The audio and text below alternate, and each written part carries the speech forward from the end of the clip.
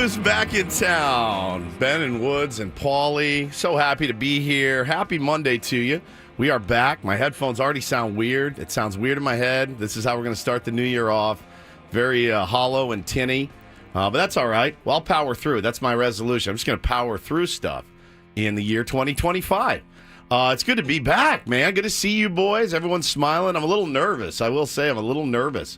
I haven't done this in a while, so we will shake the rust off and get right back into it. I'm Woodsy. That is Paul Reindl. He's the executive producer and the imaging director of the station. Hello, Paulie. Good morning. Hey, how are you? Doing great, buddy. How was the break? Break was outstanding. It was so outstanding, wasn't it? It was fantastic. I am recharged, refreshed, That must be nice. ready to go. That must be really nice. Really, really nice. Benjamin R. Higgins. Sensing a story or seven. Your friendly neighborhood sports anchor joins as well. Are you feeling recharged and refreshed? Pretty recharged and refreshed, even though somehow I managed to work more than half of the days of our break anyway, but it was nice to sleep in for a few days. I'm really excited to be back, though. I think when you said everyone's smiling, I have the biggest smile. I am happy. I am excited to be back and looking forward to 2025 with some same things and some new things this year. In fact, we already heard one of the new things this morning. What was that?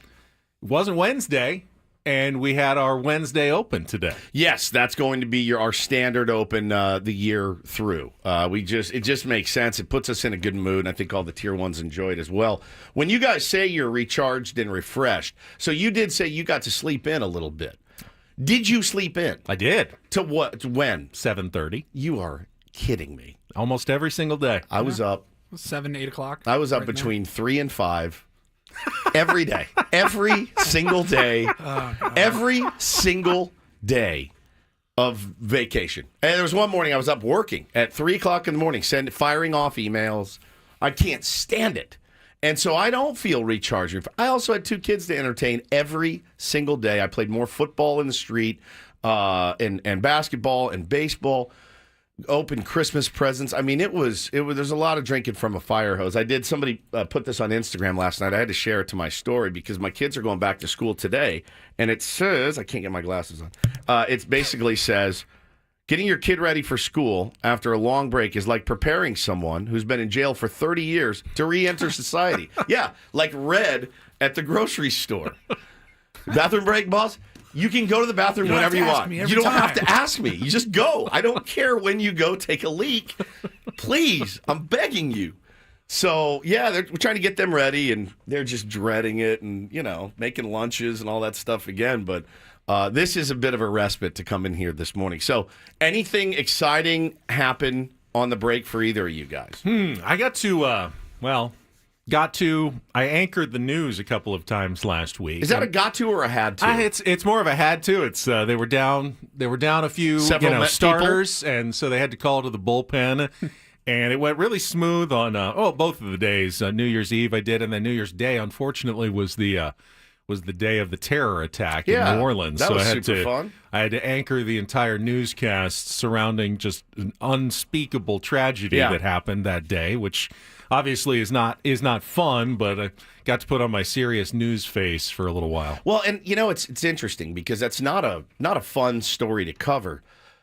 But there's something, if that's your job, I don't want to say it's cool. That's kind of the wrong word to use. Yeah, it's not the right word, but it's you know what I'm saying?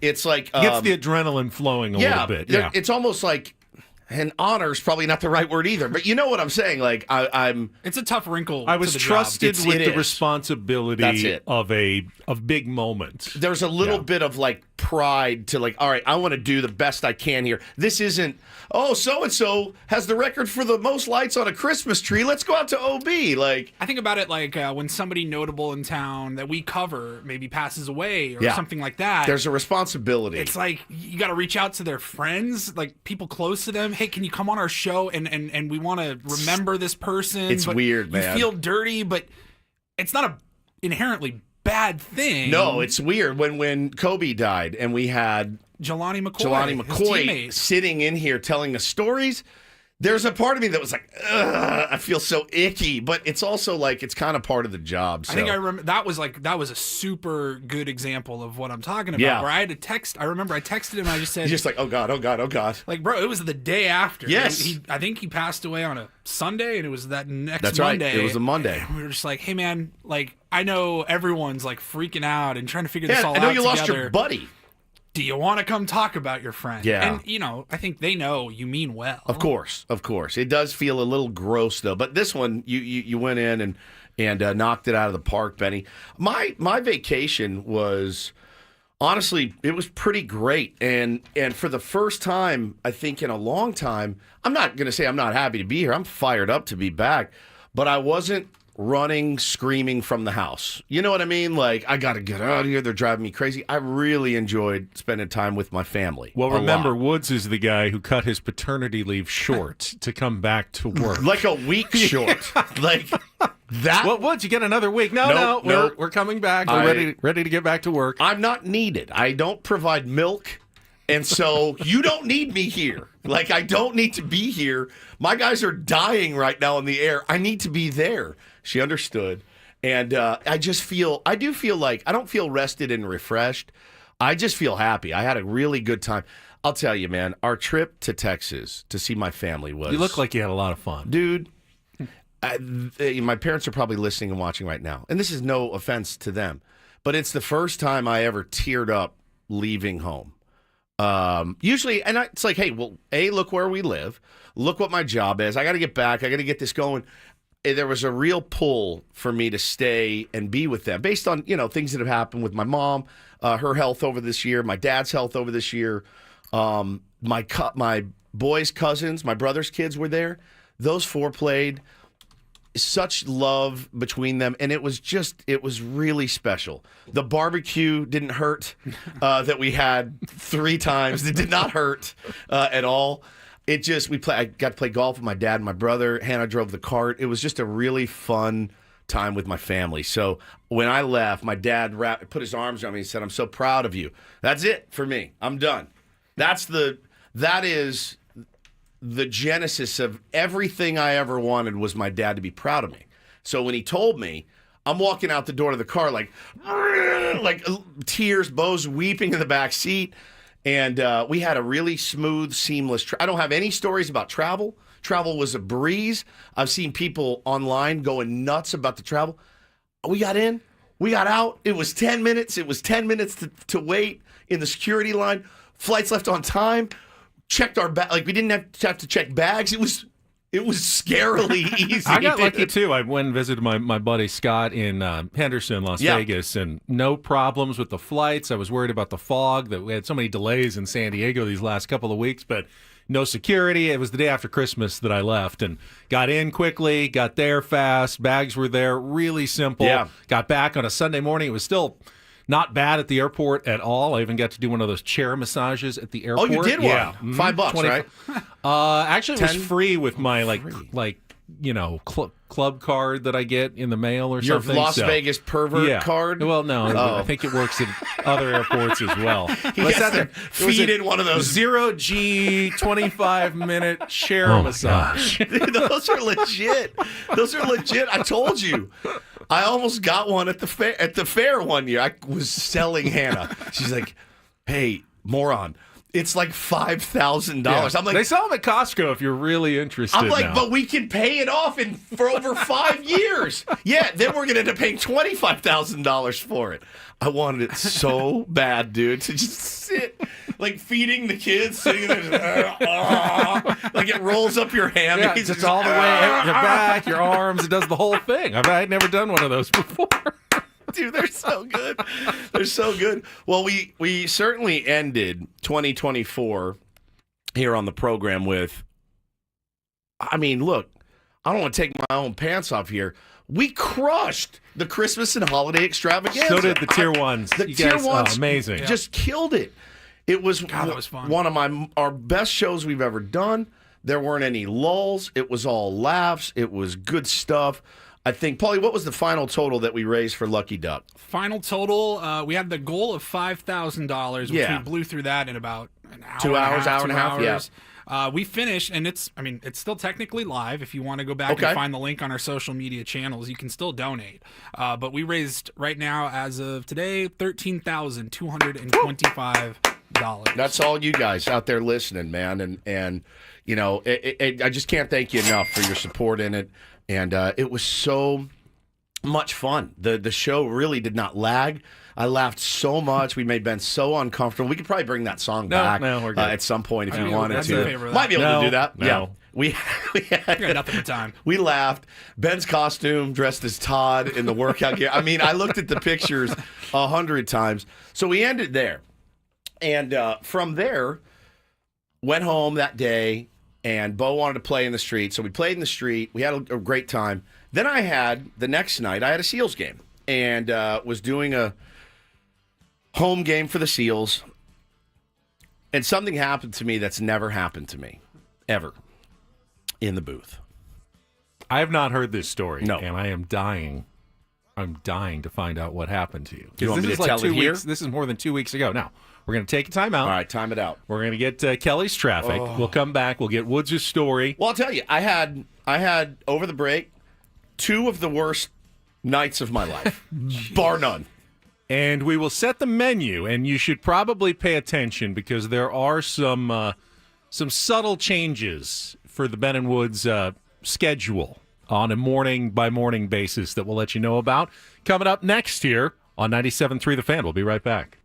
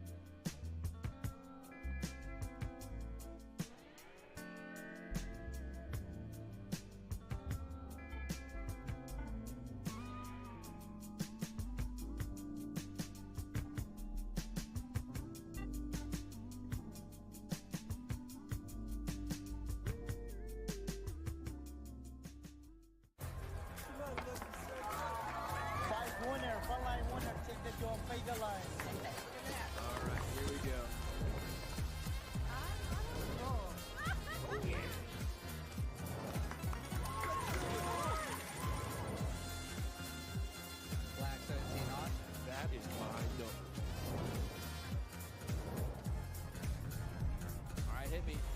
Jamul Casino. Fun above all else.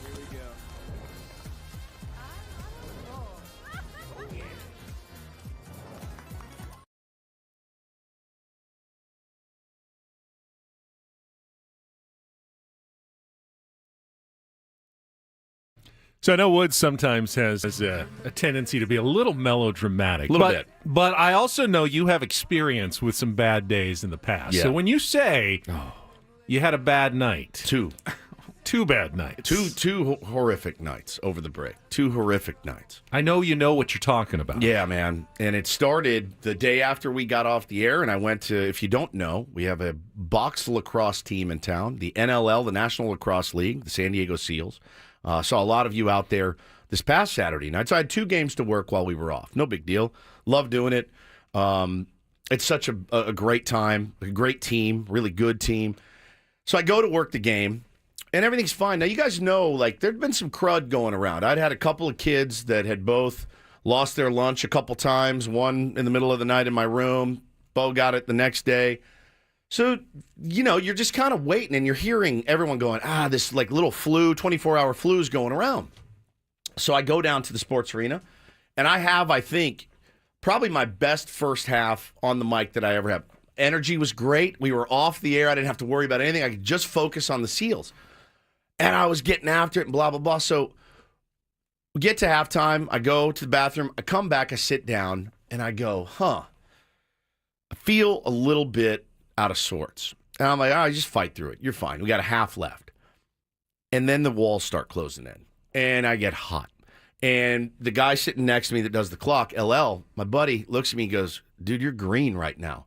Now, mind you, once I'm in the box, the only time I can leave the penalty box is at halftime. So when I have to pee in the first quarter, I'm holding it. I literally have my hand in my pocket. I'm holding it. But this was different. This wasn't number one. This was vomit. Oh boy. And I'm sitting in the box, and I go, oh God. Now, you guys have come to many games. Have you ever seen me sitting down doing PA in the penalty box? No, you are Never always once. standing, very engaged with what's going on. Usually leaning up, looking through the glass, really into it. So I'm standing in there, and I go, I got to sit down. Excuse me. So I sit down, and there's a game going on around me, and I can't focus. And then the old brain starts working, and you're like, I'm going to throw up. I'm going to throw up. I'm going to throw up in here. There's not a hole in there. There's not a way to leave. There, I had one guy put a cold bottle of water on the back of my neck, my sweet producer, Chris. LL is rubbing my back. Like, are you okay? And I'm just sitting there. I'm looking at the ground going, I'm going to throw up in the penalty box. And no one can leave. Nobody can leave. We're trapped there. I cannot run out in the middle of a game to vomit. I can't go throw up on the carpet. I can't run to the bathroom. I can't climb the wall. Nothing. I sat there, Benny. I had my backpack open. I was going to vomit into my backpack at the Seals game. And I don't know what it was, but LL freaked me out. He's like, dude, it's your blood pressure, man. I've seen this before. I'm like, my blood pressure? Am I going to have a heart attack? So I brought my backpack today, and I kid you not. So I got through it. But the bummer was it was such a close game in the fourth quarter. We only lost by 2 goals. Here's your PA guy that's paid to get the team fired up. Here's me. Seals ball. Georgia ball. Good shot, guys. Keep it up. I couldn't. I could barely talk because and when I would put Let's the mic. go. Let's go Seals. defense. And when I put the mic to my mouth, the metal taste was what was making me partly retch. So before this game that I worked on Saturday, I brought a legitimate A barf bag. A barf bag, just in case. Because guess what happened the day of Saturday? This past Saturday. I'm sitting there going, I feel fine. I'm not nauseous or anything, but like, I should be prepared in case I get in. I started to dome myself out. I go, you're going to throw up. You will throw up tonight. So be prepared. I had anti-nausea medicine. I had this barf bag because if I had to throw up or do something, I can't leave. And the walls started to close in on me. It was awful, dude. Now, I went to the game. Yep. This one. Oh, you were fine. You were great. You sounded yeah. fantastic. Seals came back with a big win. You sounded perfect. I felt good. God, I wish I had audio from that first game, though. Oh, Paulie. I mean, literally. Let's go, Seals. Come on, boys. Go get it. Louder. It was horrible. Junior says it sounds like witchcraft. I felt like somebody put a spell on me. Now, so that was Saturday. Fast forward a couple days. I get through it, go home, feel fine. Never actually vomited. We get to Christmas Eve as a family. Go to my mother-in-law's house for Christmas Eve. Now we do the White Elephant gift exchange. And we draw the numbers and the whole thing, and there's about 25 of us. And my wife and I we're the MCs. So she brings the karaoke machine. We've got the mics. We're like, let's keep it moving here. Penalties for...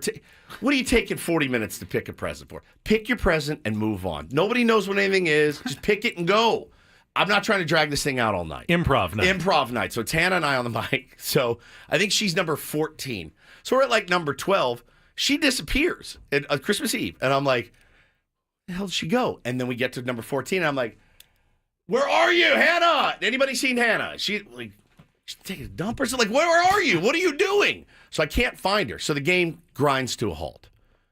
So I walk outside. I go around the corner, and there's my beloved wife in the planter, vomiting in the planter on Christmas Eve. And I'm sorry to laugh. No, I go, what do you think I did? I go, oh, are you okay? Just like that. And there's a picture, if you're watching on the stream, there she is, leaned over, vomiting in the garden at her mom's house. Yeah. And so she was, and I thought to myself, let me see. Nice of you to take the time to take a picture. I did take a picture before I went and consoled her. You know that. You know that I was going to. Paulie, always thinking for the content. If I get hurt, she's the first person to pee herself laughing about my injury. Trust me. So I got the picture, and then I went and consoled her, and she's like, I'm not doing well. She sucked it up, not literally. She came back in, finished the white elephant, and then went straight to the car, and we went home, where she vomited on Christmas Eve for 6 straight hours. Now, here's the best part about my beloved wife. She says, I'm putting together some toys. I'm helping Santa put together some toys. And all I hear from the kitchen is, I was trying to be sensitive, but I'm not super sensitive. And I say, can you go to the bathroom? I'm begging you, because I'm gonna, if I hear it, it's coming out. You didn't go, why don't you just go to bed and I will take over? So I go, please go. I'm begging you to go to bed. She couldn't. She was so sick. And so she kept throwing up. Finally got her to bed, gave her a ginger ale or whatever and put her to sleep. And then I drank a glass of Maker's Mark and put together toys. But it was quite a scene. A lot of nausea, a little too much vomit for my likes over the break. All right, so we have a new, I guess you'd call it in radio, we have a new clock that we're trying to stick to in 2025. New Year's resolutions? Yeah. So it's time for us to take a little time out here. But when we come back, we'll tell you a little bit more about our new clock and how we've changed around some of our segments. We will also get into everything the Padres did while we were gone during the last 2 weeks. When are you going to do that? What time? We'll probably do that right at 6:35 or so when we come back. All right, that'll be 6:35 to 6:37. We will knock out all the Padres news that you might have missed, and then we'll have to figure out something else to do after that. Fair enough. First, though, we have a brand new sponsor on Ben & Woods this year, and when they asked you and I about it, I was like, I don't know about this. I was too. And then I heard more about Trust and Will and what they do. And I thought, okay, I don't need a will. I don't have that much to leave. It's fine. And then I just assumed things would just be obvious if the unthinkable happened, but I don't want to think about it. That's right. And then I learned that if you pass away without a will, even if you don't have a ton of stuff, the state then just decides what happens to all of your assets. It's called dying intestate. Yeah. And it's not good because all your loved ones could face way extra taxes, months or even years before they can settle your estate. It's bad. And the last thing you want to do is have your kids and your wife end up in probate court for 2 years trying to get your $14,000 in savings or whatever you have. And the solution is so simple because you can go online to trustandwill.com and create a plan. I did it over the break. It takes minutes, literally 15 minutes. You don't have to make huge decisions. No. If you want to, bequeath specific things you can, or you can just say, hey, it all goes to my kids here, and then you free them up from having to worry about all the hassles if you do happen to pass away. So when I was reading it, it said start 25 with a better peace of mind. And the minute I hit submit on mine, I had a better peace of mind because now I know who's going to get all of my stuff, which again, it's not a lot right now, but if I do go, I want it to be as easy on my family as possible. So just use code San Diego for a 10% discount. Go to trustandwill.com. Learn about it. We'll be telling you more about it, obviously, as the days and weeks go on. But use that code San Diego. Get a 10% discount at trustandwill.com. And we'll be right back with more Ben & Woods.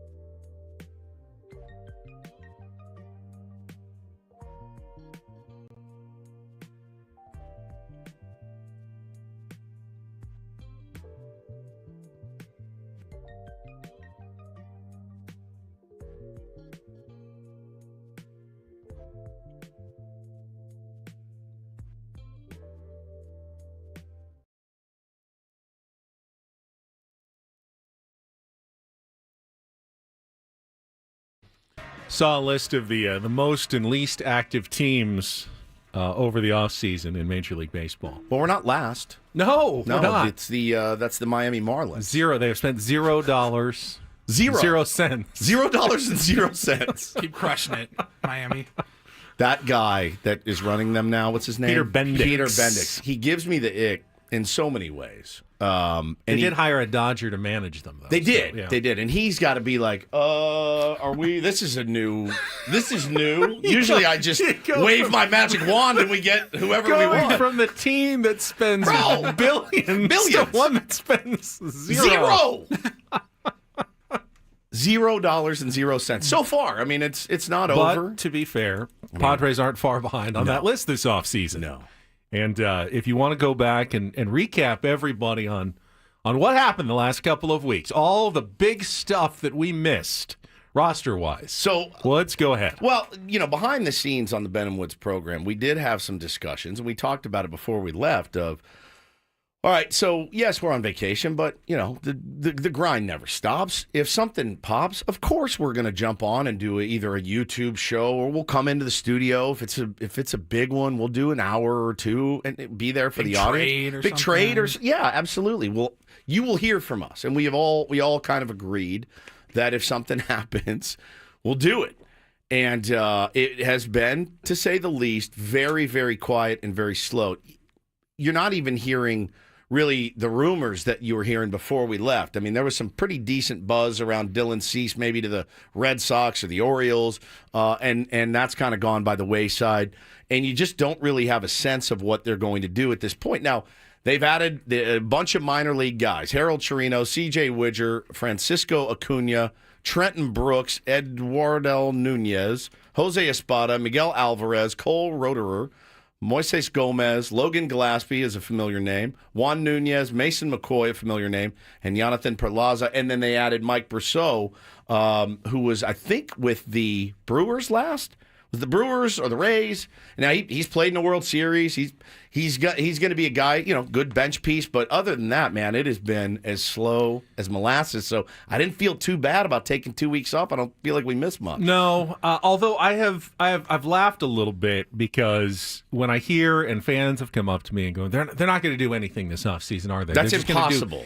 Their 40-man roster, I think, is only at like 34 or something. They have to. They will fill up the roster. They will add some players. There will be some moves at some point. But clearly, they are waiting for the market to kind of flip on its head. They were not involved, at least to a big extent, in any of the top free agents this offseason. And, if you had expected them to go out and sign a 9-figure contract, then you probably haven't been paying that close attention to what's been going on with the San Diego Padres, which takes us back to, I believe was it the day of the extravaganza or the day after? It was the day after. When we actually got the biggest news from the Padres during the break, and that was the reporting that John Seidler, the oldest brother of Peter, is becoming the team's new control person, pending approval from Major League Baseball. Yeah, Eric Katsenda had been there on an interim basis. We all knew that. There's some clause about you have to own a certain percent of the team. 15%. 15%, so that then you can make decisions. And he was not there.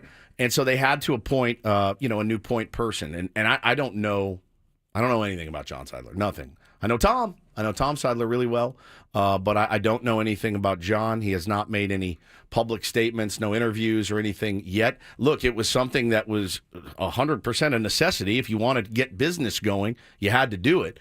But I have no idea his plans, his vision, if he shares the same vision as Peter did. I hope that he does. But Peter, remains one in a billion for now. And we'll see. We'll see what the Seidler family does with this moving forward. But, yeah, I mean, that was definitely the only real headline we missed. I'd like to think that there are certain traits that go across family lines and that there should be some similarities with hopefully Peter and, coming from the same background and the same family, essentially. I know that John loves baseball. He has gotten into the Padres big time, and he's been down as part of the organization, a very silent part that we haven't met or known about, but they say he and his wife moved down here. They go to all the games. They've been really into it. But beyond that, you're right. We don't really know anything about John Seidler. My guess is at some point, maybe during spring training, we'll learn a little bit more. But that's, there are some owners who are very upfront, and there are some owners that you barely ever hear from in professional sports, and we don't know what kind of owner and control person John Seidler is going to be for the San Diego Padres. So I'd like to say we have some answers for you, some clarity. We don't really. We're pretty much unraveling the same mystery as the rest of the Padres fans now. Yeah, again, I do get the sense that any exciting new players that you're going to see on the San Diego Padres, I think it's going to be a while. I do. I think they're waiting it out. They're waiting out to see who goes, who doesn't go, who they can get for, I don't want to use the bargain bin term, but see who they can grab that can be a difference maker. But I was talking to guys aren't desperate right now. No, they're not super desperate right now. They got some time, but you're getting there. I mean, once the clock strikes the new year and you're like, I don't have a deal. I mean, pitchers and catchers are less than a month away. So, you kind of want to know where you're going to be and all that. So, look, I have no problem with this strategy today. I have a problem with this strategy if we get to spring training and our starting left fielder is Mike Brousseau, and our starting catcher is Luis Camposano, and his backup is Brett Sullivan. That's when I have a problem with it. I guess you have no choice but to give them a little leeway and see what they can conjure up. I do feel like it will come from a trade. I do. I don't feel like it's going to be, one of the remaining free agents out there. I think for me, maybe the most optimistic thing that I've seen over the last 2 weeks is that Jurickson Profar hasn't signed anywhere and is still out there. That leads me to at least believe that he and the Padres are kind of dancing around something at this point. There hasn't been a lot of rumors, though. It's been pretty quiet on the Jurickson front. When could that get done? Is that something the Padres are still pursuing? I would imagine that would be fairly high on their list of priorities if they can bring Jurickson back. We know what he's meant to the team. We know what the team has meant to him. But it's just a matter of dollars and cents at this point. I did hear the Twins were offering, and again, this is all speculation, but I hear the Twins are interested. I hear the Yankees are interested. I hear there's a lot of teams interested in Jurickson Profar. But I think we all know what we're waiting for. Yes, I agree. We all know exactly what the plan is. I agree, and we will give you the update on the biggest prize of the offseason. And you know who that is, Padres fans, right after a check of traffic here on 97.3 The Fan. From the 855 Get Ross Traffic Center, protecting San Diego after accidents or injury, here's Kelly Danek. Got a couple things to mention here. Crash on the Telegraph Canyon Road on-ramp to northbound 805. It's over the right shoulder. And looks like we can already cross Lateran lanes off of our morning commute bingo card. Got one in the right lane of the transition ramp, north 805, right at the eastbound 8 connector. Northbound 5 coastline just past Delmar Heights. Reports of a stalled pickup truck, partially in the HOV lane. I'm Kelly Danek with Ben & Wood, San Diego's #1 sports station, 97.3 The Fan. Just got a text from a buddy that said, according to COTS, I don't know what COTS is. COTS contracts? Is it COTS contracts? They are $6 million over the cap. Yeah. Until someone is moved, no additions. It's not a cap, though. It's not a cap. Again, I don't know that it's going to be possible to get the Padres under the luxury tax, but it's okay if they're only a little bit over and it's not something, because they didn't go over last year, so the penalties aren't severe. They're not going to go way over. We know that. We know. They can't go way under either. No, well, you know what I mean? There's no way they can go under. They're going to be somewhere around the salary luxury tax level going into the season. I think that's, without doing anything, they're already there.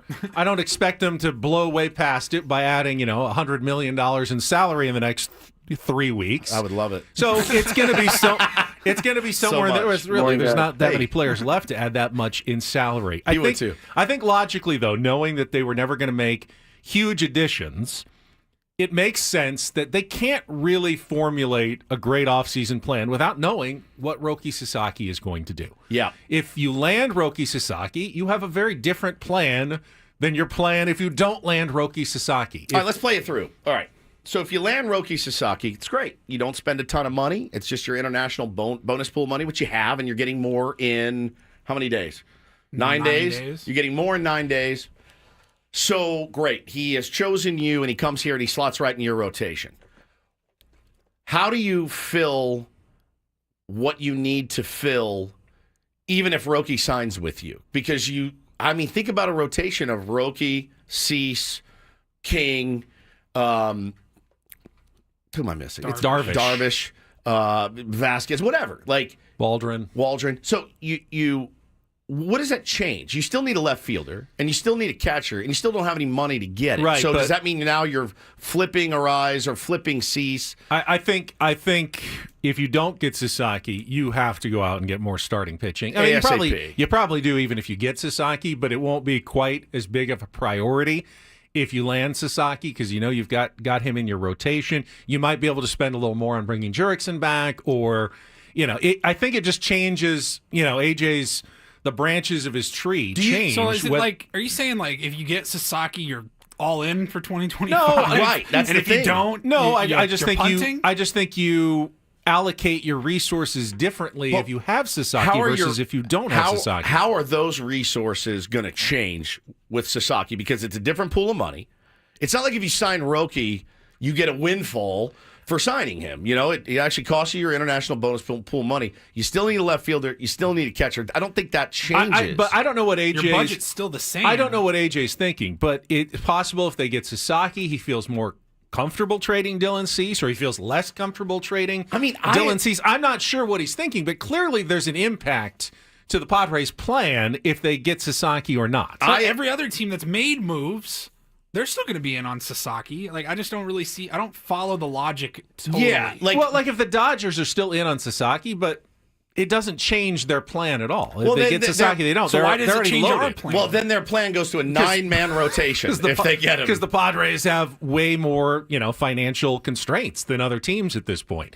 And they have to be very careful with the moves that they make. I know, but you still you need a catcher. You need a catcher. You need a catcher, whether you sign Roki or not. You need a left still fielder. need a catcher. That money still has to come from somewhere. Which again, I'm not arguing with you. I agree in premise that you sign Roki Sasaki, everything changes, right?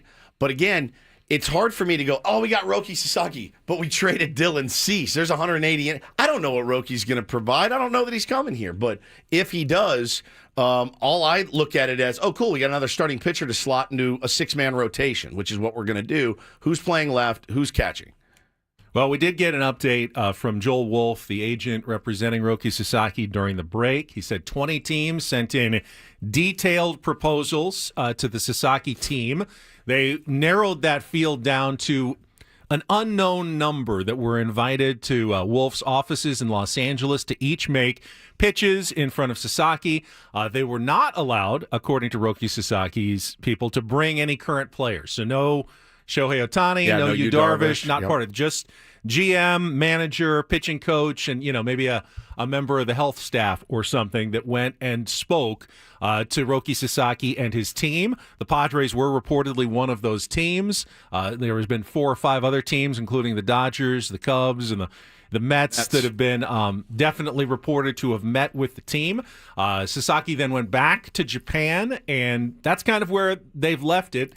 The possibility of coming and visiting cities, which I would imagine is going on this week if it is, to see, his finalists and, what he really thinks of Petco Park, Dodger Stadium, Citi Field, Wrigley Field. That could be going on as we speak, as he's trying to narrow it down. And Wolf said the decision will come between January 15th and January 23rd when the posting window closes. So after the new money is in for 2025, the minor league bonus pools are in before the closing window on January 23rd. So we will know in between 9 and 17 days where Roki Sasaki is going to start his Major League Baseball career. And is there because there was a cutoff for Hai-Sung Kim to sign from the KBO, and he signed with the Dodgers on the day that it was. He posted earlier, he had a little bit more of a cutoff, but again, he's not subject to the international bonus pools. He was just a free agent. He was just a free agent. Okay, so with Roki Sasaki, is there a date that he has to sign by? 23rd. 23rd is the date. That's the date, yeah. So sometime between the 15th and the 23rd, we will then know. There is the thought that, teams are allowed to trade for more bonus pool money. Correct. And if he doesn't make an announcement on January 15th or 16th, but all of a sudden you see the Padres or another team make 3 trades to acquire more international bonus pool money, it's a good sign. You can be almost 100% sure that that's why. They're trying to build as big of a stockpile so that they can officially make that deal. And no one's going to, if they know that Sasaki's not coming, they're not going to, trade a bunch of minor leaguers to acquire more pool money. So that could be one sign, but again, won't happen likely until Sasaki has let the team know where he's going, and that's going to come up. Sasaki said the reason he's coming over before he's 25 and can sign a huge deal is he wants to be great. He wants to be, a player that has a legacy in Major League Baseball, and that requires starting your career as soon as possible. Yep. Think about Ichiro, who came over and ended up with over 4,000 hits between the two, Japan and Major League Baseball, but he didn't start until he had already amassed many years in Japan. That's by starting earlier, you can create a bigger legacy, even though it may cost him money at the beginning of his career. He wants to get going, and he says, "I'm picking the team that I think is going to help me get there to greatness." What does that mean? It could mean a whole lot of things. Obviously, you don't know what's going on in his head or in the heads of his team, but we're all kind of waiting and hoping and keeping our fingers crossed that the Padres are right up there with the top choices. Yeah, I mean, look, I don't feel great about it, but that's kind of how I'm wired. I just don't. I just have been I don't want to say I've been disappointed by this team, because this team has surprised me many times, Benny, over the years that we've been covering them. This has been the weirdest kind of off season so far, and you do get the sense though, with Major League Baseball intervening in the next couple of years potentially with TV deals. I mean, the lack of a TV deal here has just hamstrung this team to no end, and it's hard to get around that, right? But you got to find a solution. You have to find a way to still compete, and you cannot lose the momentum, as I've said many times, of 40,000 people packing Petco Park rooting for this team. And I was driving around thinking a lot about this team and last year, and last year's gone. We have to focus on 25. And you go over the core that's in your head and you go, yep, we can win ball games. There's a lot of projections right now that have the Padres as a playoff team. My negative side doesn't really see it right now. I do feel like we need more help. What did you see last year, though? They were coming off a much worse season. They shed $90 million in payroll, and they had a great year. But you cannot, in my opinion, expect that to happen again. Fair. You know what I'm saying? Like, on paper, I think we all agree they're not as good as last year. But they didn't right now. Today. You don't lose momentum in an offseason, in my mind. If you did, you would have lost it last offseason. Yeah, agreed. And they didn't. They did not lose that. So I expect Petco Park to be full when the season starts, no matter what moves they make. Yep. And then, if they end up having a terrible year after not doing much in the offseason, well, then you worry about losing some momentum. But next year, I'm not worried. People are going to be excited about Padres baseball. They've got good players that'll be on the field.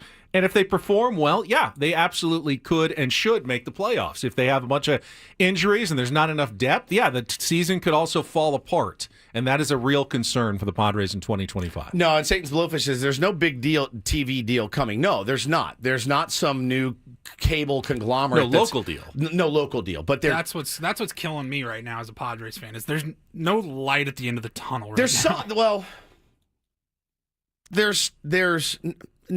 there's not the promise of what the Dodgers get every year. There's not. That's not going to happen ever again, maybe in sports, where, we'll pay you guys. What do they make a year before they sell a ticket? 150? Is that right?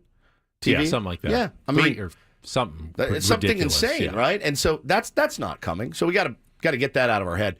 But there will be a way to help alleviate some of the burden of not having any sort of TV deal. So I don't think the big one is coming, but yeah, man, it's not dire yet. I'm nervous, but I'm not feeling dire yet. All right, there were some other moves in baseball while we were gone that we can talk about. Also, a couple of sad losses in the sports world. Some shout-outs to their families that we're going to get to. Take on Woods will be returning in 2025, just not at 7:10. We'll let you know about some of our schedule changes when we return as well. Hour number 2 of Ben and Woods next year on 97.3 The Fan.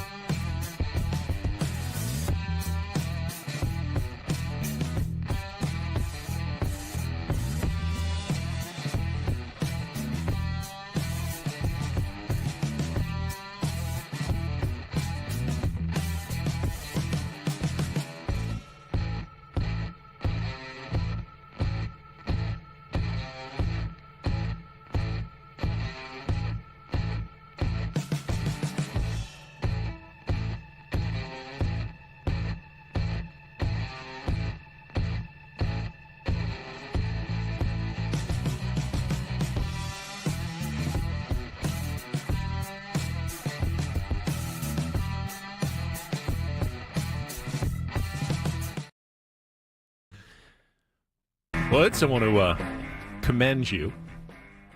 Handled the first hour well. Some subtle changes here on Ben and Woods in 2025. Yeah. You've brought some new bumper music into the fold. We had our Wednesday opens, now going to be our daily open going forward. And we've made a few changes to some of our regular segments and when you will hear them, including Take on Woods, which is going to be back. Used to be at 7:10. But with the subtle changes we've made, it just doesn't work there anymore. So you're going to hear Take on Woods every morning at 8:20 now. And my apologies to everybody who was like, oh, no, it has to be at 7:10. Sorry. It's hopefully still going to be able to be a part of your day. We'd love to get, some of our great regular contestants. Maybe we'll get some new contestants as well. We've got prizes back, including 2-night stay in Las Vegas again, coming up and Take on Woods here in January. But 8:20 will be the new home of one of our longest-running games that we've had on the show. Had quite the blowout at the Christmas and holiday extravaganza. I'd like to apologize for my behavior during said. Congratulations on your grand championship win. I don't know that I've ever been more nervous on the radio. I mean, you really did a great job with that. It was fun. Me against John Flint, and it was epic. John took a good commanding lead early. Yeah, he did. And I then was Woods sick. came storming back. My at the wife end. was there. My kids were there. And I was like, I cannot lose in front of my family. It's my game. It's got my name in it. It'd be like John Baseball losing a baseball game to someone. Having Bobby Cressy playing the music. So epic. Took it to the next level. Bobby did a great job as well. I want to thank him for his contributions. The other subtle change, our Reindl Report segment, which used to be usually in our 9 o'clock segment, will now be in our final segment at 9:35 every morning, a way for us to wrap up the show with the stuff we didn't get to and just stuff to kind of chew on at the end of the program. Paulie, do you feel like we've both been demoted? Yeah. Take on Woods back an hour, Reindl Report back half an hour? Yep. Who Just made this decision? Leave some more room for somebody to pontificate. To pontificate Exactly. and get on your soapbox and read What tea people leaves? really want to hear, Ben pontificating, will now be a much larger part of the program going forward. We will have Sammy Levitt joining us this morning. Obviously, not to break down all the Padres moves over the last 2 weeks. We This want to talk guy. to Sam about his We're going to do this every year when we this come back. cultural phenomenon that now exists. That he is, the creator of and a major part of our lives every new year. Oh, and he's got mad haters, too. Mad haters. I DM'd a guy over the break, and I go, shut your mouth. Sammy's a god, and I'll read it later.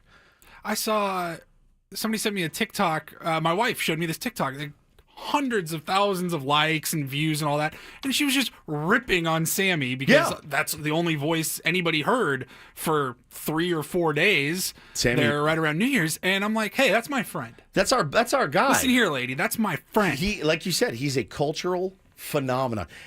I want to ask him about the whole process of leading up to it, like, oh, God, here I got to do it again. And now with that, like doing his whole bit and how much he's got to make some money off that, a ton, I would imagine. I don't know. TikTok I'm gonna and ask. stuff?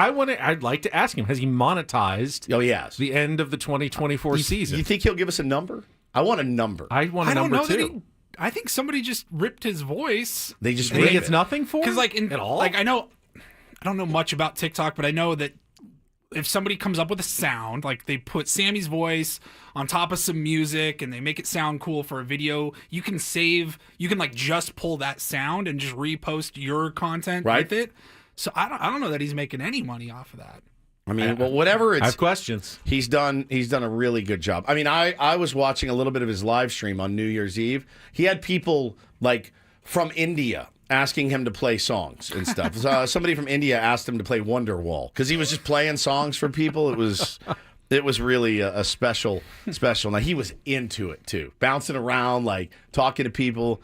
He works hard, man, and this is a cool thing for him. So yeah, we'll talk to him at 8:35. All right, there were some other baseball moves that were made during our 2-week break. Guys signing, including Walker Buehler, Paul Goldschmidt, Sean Manaea went back to the Mets, Jock Peterson to the Rangers, Teoscar Hernandez returns to the Dodgers. I thought by far, though, the biggest and most surprising move of the offseason was when the Arizona Diamondbacks signed Corbin Burns to a 6-year, $210 million deal. He's got an opt-out after 2 seasons, but Arizona, I mean, after falling back a little bit their surprise 2023, 2024. They missed the playoffs.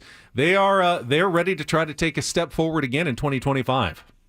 Our whole division, Yeah. outside of the Rockies, is just it's absurd. The Giants have made moves. They've added Willie Adames. They've added some other pieces as well. The Dodgers continue to add people. They added Hai-Sung Kim over the weekend. And, I was looking at – look, he's one of those guys. I thought about when they added Kim. And, again, they clearly know what they're doing. They're a good organization. But I thought, all right, so Gavin Lux is on the block. He's out. Like, there's no way you're going to roll into the season. You're not going to spend that much money for – late-inning defensive replacement in Hai-Sung Kim. They have committed to Mookie Betts at short. They've committed to Tommy Edman in center for now, and which means Teoscar is going to play right. Who is their left fielder?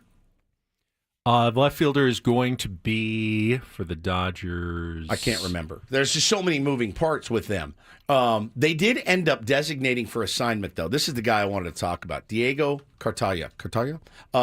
He was their number one prospect for a couple of years. And look, I think your initial reaction is you go, oh boy, there's a former number one prospect out there. You need a catcher, might be worth taking a flyer on. But am I the only one that thought, oh God, like I don't want that to be the path of our own beloved Ethan Salas a couple of years down the road? The pressure is immense being a top prospect.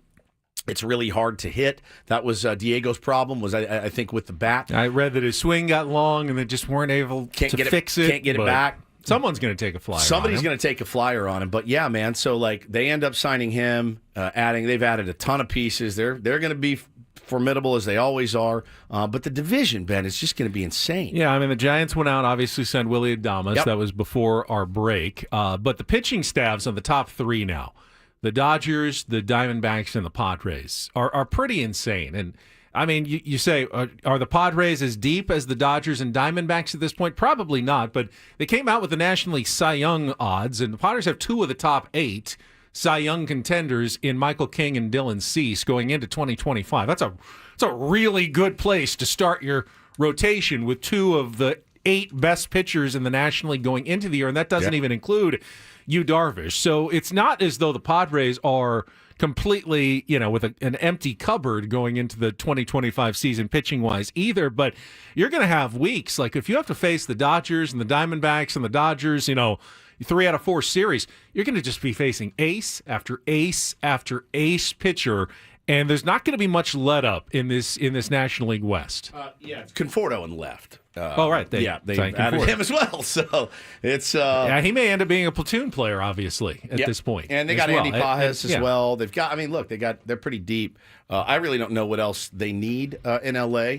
But I heard that they're maybe looking for a third baseman. Maybe a Nolan Arenado makes sense. Maybe it doesn't. But when they're getting rid of guys like their former top prospect and they're not even putting him in a trade, it kind of makes you think what's going on. So I'm. You want to be the best, you got to beat the best, certainly. But our division is the class of baseball. Period. I mean, it's just filled with superstars, man, up and down most of these rosters. I know he had a really great 2024 season, but I got to think that the $75 million for Sean Manaea is the biggest overpay of the offseason. I don't know that I trust that he's going to take that money and dig to the next level after the experience with the Padres season, but he certainly was really good for the Mets last year, and I can understand why they wanted to keep him. He really was, and you saw the market for starting pitching this year. It's insane, and you look at it, and again, people in the chat saying, "Don't let the Padres tell you they can't spend any money." I'm not. I think they should. I think they should go. The way that this entire country operates is. Money's not real. Just go into debt and you'll figure it out later. But we're not going to be able to defer contracts. They're not going to sign off on that. If we wanted to today, who's the best remaining free agent on the market? Whoever it is, if the Padres wanted to go out and defer 90% of the contract, MLB is going to say no. Because they look at it and they go, you don't have the financial flexibility of some other teams around. So they're not going to allow us to do that. And again, you have to find the player that's willing to do that as well. All right. Meanwhile, going all the way back to our last show, it wasn't that long after we were off the air that Major League Baseball lost an absolute titan. The only player that I've ever seen get their 3,000th hit in person. Oh, that's pretty rad. And it wasn't Tony Gwynn. His happened in Montreal. I wasn't there for that, but it was Tony Gwynn's last game also happened to be the 3,000th hit for Ricky Henderson. A little blooper down the line in the first inning at Qualcomm Stadium back in 2001.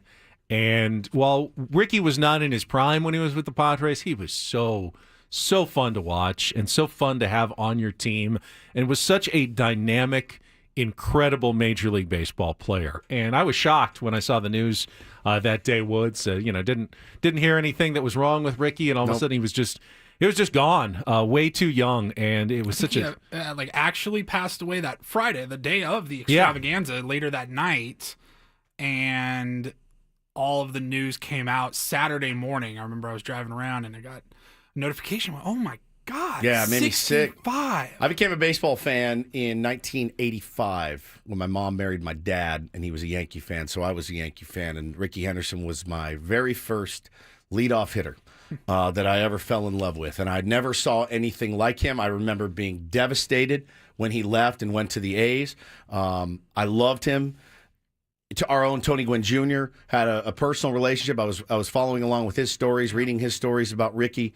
You hear all the funny stories about Ricky Henderson over the years, but the things that you don't hear that you probably should, apparently one of, if not the, most generous human beings on the planet, just would take care of everyone.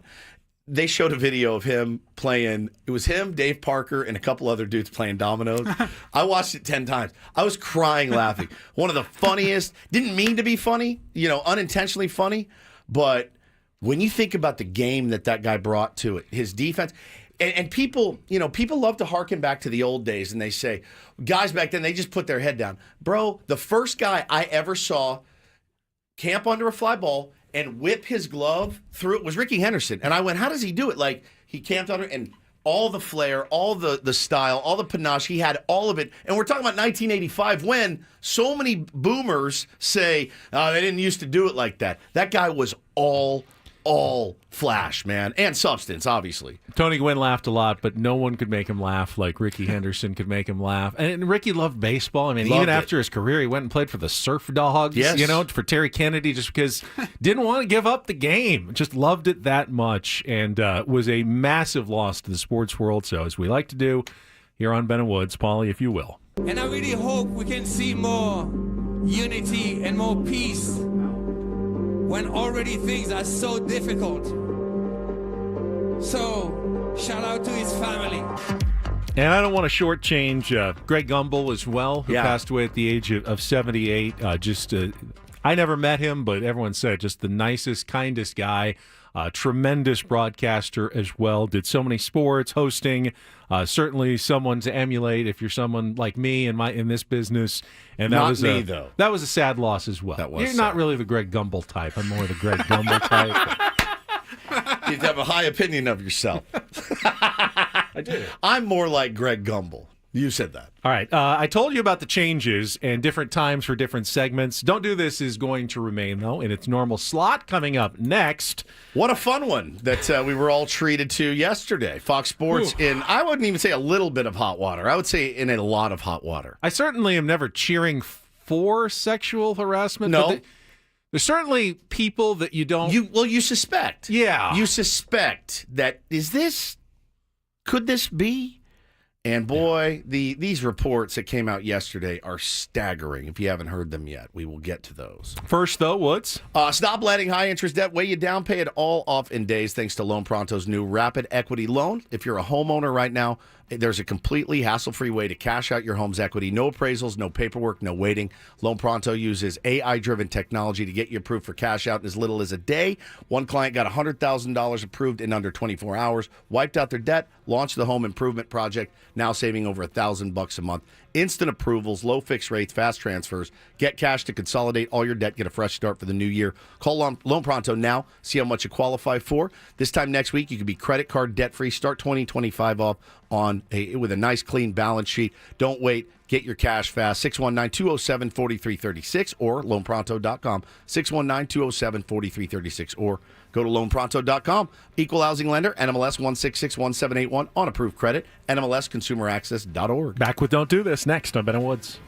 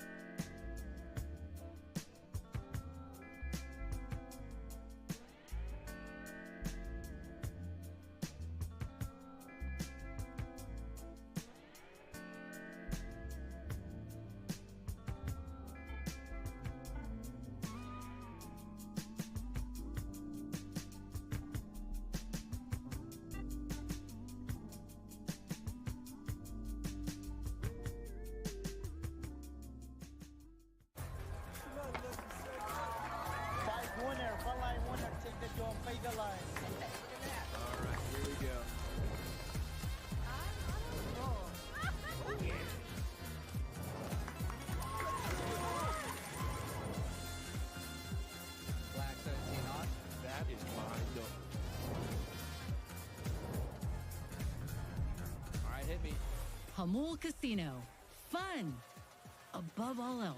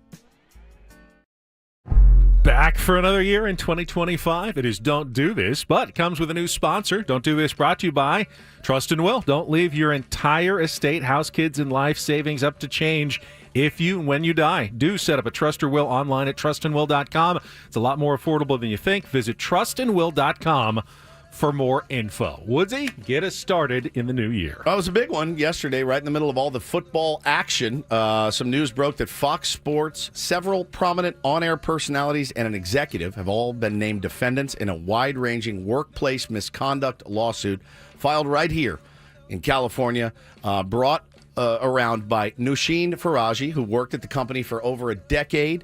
And the allegations are severe, as severe really as you can have. I mean, not limited to Skip Bayless offering her $1.5 million for sex. That's a bad look. It's a very, very in many ways, actually, bad look. She was so creeped out, again, allegedly, by his behavior that she said that I have ovarian cancer, so I'm not interested in anything with you, Skip. I'm just happy to be friends with you.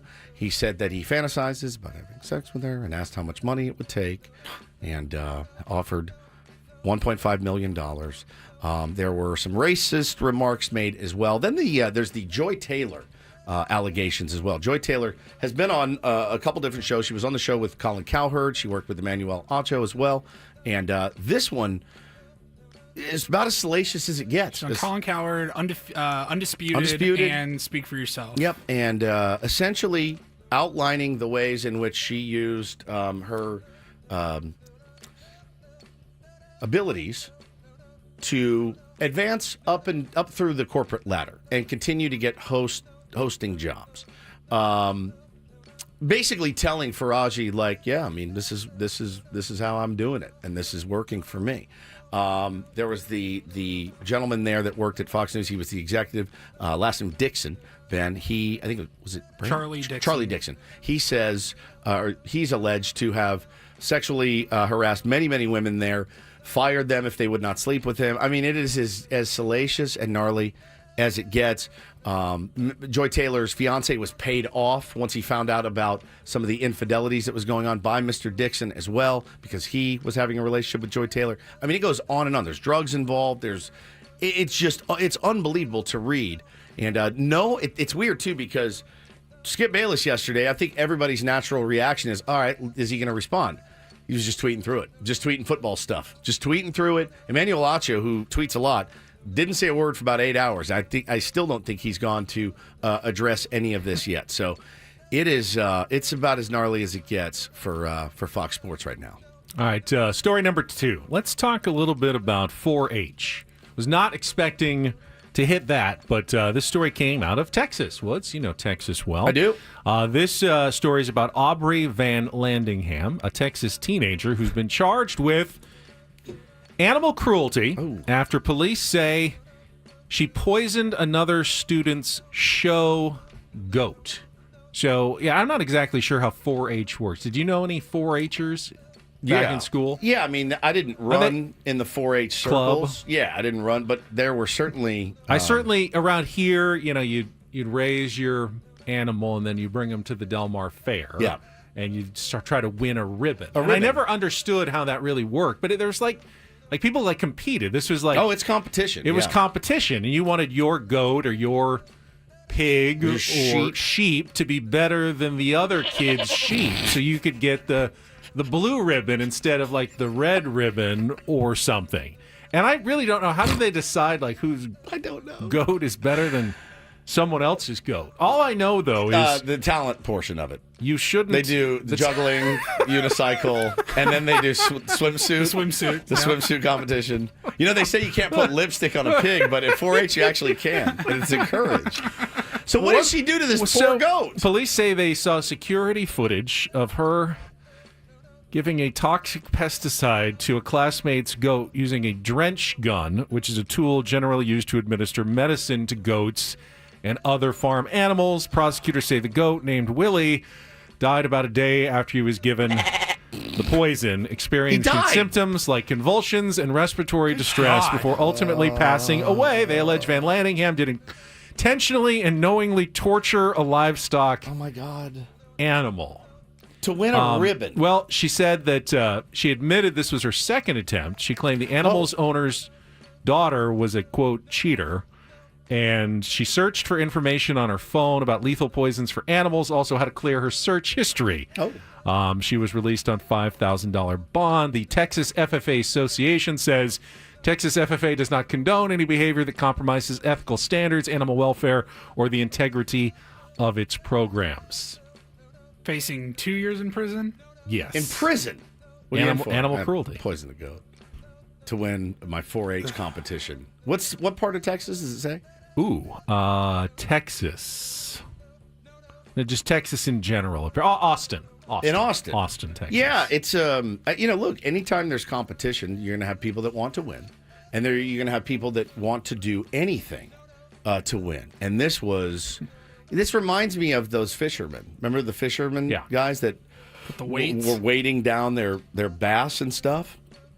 The goat sound always makes me laugh. There's a field that we play adult baseball at. It's Escondido High. And you'll be playing there, and they have this farm out in the back, and you'll be like at the plate, digging in. Like, here we go. All right, look fastball. Here we go. Get it. And you hear it, and sometimes it sounds like they're actually being slaughtered out there. Like it gets really loud. It's very distracting. Yeah.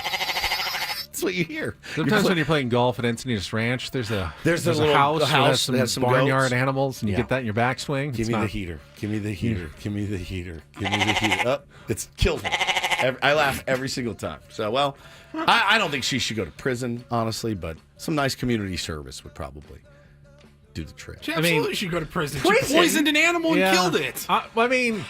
If it was somebody's dog. Farm animals are oftentimes raised to be killed, slaughtered, unfortunately, but they're not supposed to be like poisoned inhumanely. Look, I get it. Prison. She's a teenager. Yeah. She's not going to prison for poisoning a goat. Not. I think you're insane. Lock her up, throw away the key, I guess. Yeah. 2 years. It's a terrible thing to do. It is. It is. Finally, our first do this of the year. Yes. DD Mega Doo-Doo. And let's go to the NFL for a moment. Obviously, your playoff fields are all set. One of the last teams to make the playoffs, the Tampa Bay Buccaneers, but that's not why they made Dude do this. They made it for wide receiver Mike Evans. And good for the Tampa Bay Bucs in making sure that he would get a chance, at least, to trigger a $3 million bonus for getting over 70 catches and 1,000 receiving yards and 10 touchdowns. And it took until the very last throw I'm so nervous. of the season for him to get there. But they completed the pass with 36 seconds. He needed 5 yards. Got They were 9. up big. This was not a passing situation. No, they no. weren't up big. It was It 9. was up 8. They were up 8. They could have. They actually, if Baker had thrown a pick or it got tipped. Yeah. I mean, it wasn't a passing situation. That's No, it was a run. It was a every run. time. It was It was first down. They were running it. They could have run out the clock, but instead they decided, let's see if we can get him the bonus. And a big do this to the organization. I don't know much about the Glazer family that owns them, but apparently at least there was no directive from on high, like don't let him get to the $3 million bonus. That's coming out of their coffers to pay the guy. But he's been fantastic Hall for of Famer, seasons man. and He's seasons. unreal. Tied Jerry Rice's record for most consecutive seasons of 1,000 yards or more at 11. He's on his way to the Hall of Fame, and they did the right thing by getting him those 5 yards. And now they're going to the playoffs with a little good karma, where they'll take on the Washington Commanders in the first round. Baker Mayfield back in the playoffs where Colin was wrong. And speaking of the playoffs, it is playoff time with Prize Picks. You can join the game with Prize Picks. I've done it now for the past year. Loving my play. I actually won $100 yesterday on a season-long play. Thank you to Josh Allen for not throwing 7 interceptions yesterday. That would have been Feels the only like way a easy I bet. could have lost, Yeah. and I did not. You can win up to 1,000 times your cash just by picking more or less on at least 2 player stat projections with Prize Picks. Right now, during the playoffs, you can just check. I mean, this is their last football action for a long time, so football is always a fun way to play Prize Picks every single weekend. Put together a lineup, 2 to 6 players. It's really easy to do. It takes just seconds to set up your lineups, and then when you win, it goes right into your account. You can get easy deposits and withdrawals with MasterCard, Venmo, however you want to do it. And sign up today. Get $50 instantly when you play just $5. You don't even need to win to get the $50 bonus. Just use the code KWFN when you sign up. Get your bonus, start playing with that free money, and figure out how you like to do it. You got basketball as well, hockey, soccer, anything that's going on right now. They've got all kinds of picks with Prize Picks. Flex plays or power plays. You can go for the big wins, go for the small wins, however you want to do it. Just run your game with Prize Picks. Must be present in certain states. Visit prizepicks.com for details. We'll come back. I don't know that we've ever had someone who has hosted a major award show on the Ben and Woods program, but we actually did. We did have the host of last night's Golden Globes Yes. on with us before. Talk about that and the San Diego State basketball team, the ups and downs to the Aztecs since we've been gone, all coming up next year on 97.3 The Fan.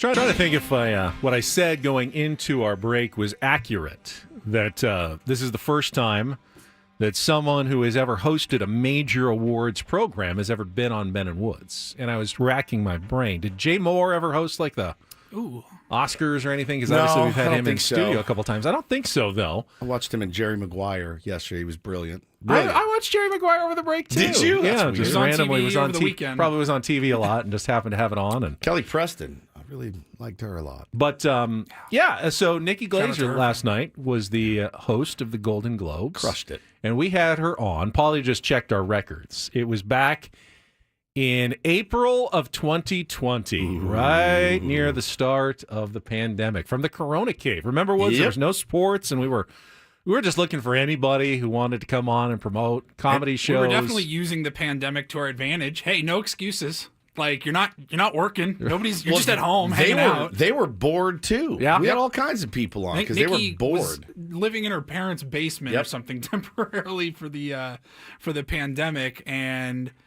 I'd kind of been on her. She's been on my radar for a few years. Before that, stand up, she did all the roasts and everything, and The best, my God, one of the best roaster I've ever heard. has her career not just skyrocketed even since April 2020? Oh, it's been exponentially bigger since then. She's incredible. So, Paul, you have a little clip of Nikki on with us? Yeah, we have a up and coming comedian on. So what does Ben do? Well, makes it about sports. Oh, no. I know the concept of a Mount Rushmore. Oh my God! So we do It's this the in worst sports, bit in where you radio. pick your four, like the Mount Rushmore of great basketball players. Oh, yeah, I Who's love on your that. Mount Rushmore of comedians? Ben, how dare you? I'm I embarrassed. love that question. Okay, my embarrassed. Mount Rushmore is and this is just like who probably made me who I am in terms of like my I would put it Mitch Hedberg for sure. Genius. David Spade, to be honest with you, which I don't think a lot of people would see coming, but his specials are like his stand-up comedy is like some of my favorite of all time, and I just he's just one of the funniest. Sarah Silverman, because she was like the first person I was like, whoa, women are like the best at this. That's cool. And then I gotta go. I mean, just Chappelle, Carlin, like a split of those two. Can we do? They can do half fine. and half? There's no rules in Corona content. Yeah, well, now Do open the whatever you want. phones and have people yell at you about how bad your choices are, and you're doing sports talk know. radio Mount Yeah, Rushmore. that's It's it. perfect. So good. So usually hosting award shows is one of the toughest gigs you can get. It's hard. You've got a bunch of constraints. You got to keep the show moving. It just generally is one of the hardest things for any host to do. The reviews for Nikki were almost universally positive last night. She was incredible, man. I only got to watch some of the program, but it seems like she absolutely killed it. She did. She knocked it out of the park. I watched like the second half. I missed some of the good stuff, but I saw the highlights of some of the funnier jokes about Selena Gomez, Benny Blanco. It was great, and some of my favorite shows of the year won, like Baby Reindeer. Did Disclosure win anything? I don't think it won anything. They were but, nominated for a bunch. It was yeah. I really think the big winners were Shogun, Baby yep. Reindeer, Hacks. Yep, won Hacks a was lot for great. Colin comedy. Farrell won for the Penguin. He was great. He looks good, doesn't he? Not in the Penguin. No, but not in the real Penguin, life, but yeah. in real life, he looks really, really good. Yeah, I enjoyed the Golden Globes. It's a little more low key and Here's a little bit from Nikki in the beginning. Welcome to the 82nd Golden Globes, Ozempic's biggest night. If you're watching on CBS, hello. If you're watching on Paramount Plus, you have 6 days left to cancel your free trial. I mean, even Oscar-winning actor Eddie Redmayne did TV this year. He's nominated for Peacock's The Day of the Jackal. Yes, it's about a top-secret elite sniper that no one can find because he's on Peacock. Nicole Kidman is here. Oh my gosh. Thank you for working so hard. And thank you to Keith Urban for playing guitar around the house so much that she wants to leave and make 18 movies a year. Selena Gomez is here tonight with her new fiance, Benny Blanco. And Benny Blanco is here because of the genie who granted him that wish. Man, lucky guy. There's been a lot of talk about comebacks, right? Like Pamela Anderson and Demi Moore. And it turns out if you're a woman over 50 in a lead role, they call it a comeback.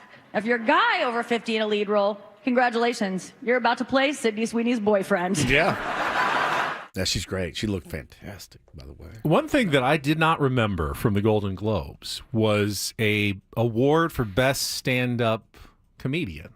Did you see that last night? Yeah, they actually had stand-up special. Stand-up special, but I don't remember having seen that in the past. They had Nate Bargatze came and he had presented the award. I think I've done it for the last few years, but it's a relatively I new feel like award. that's tough. Comedy is so subjective to try to decide who you think is the funniest and who did the best special. Well, I mean, so are movies, so are shows. You know, it's all subjective. I know it's all subjective. I think Ali Wong won that She one. won- yeah, she won. Adam Sandler was nominated. Nikki was nominated for her special. She got the host actually got nominated. I saw a tweet over the weekend that laid me out about Nate Bargatze. It said, Nate Bargatze makes comedy for guys who point at their wife and say, I got to ask the boss, which just laid me out.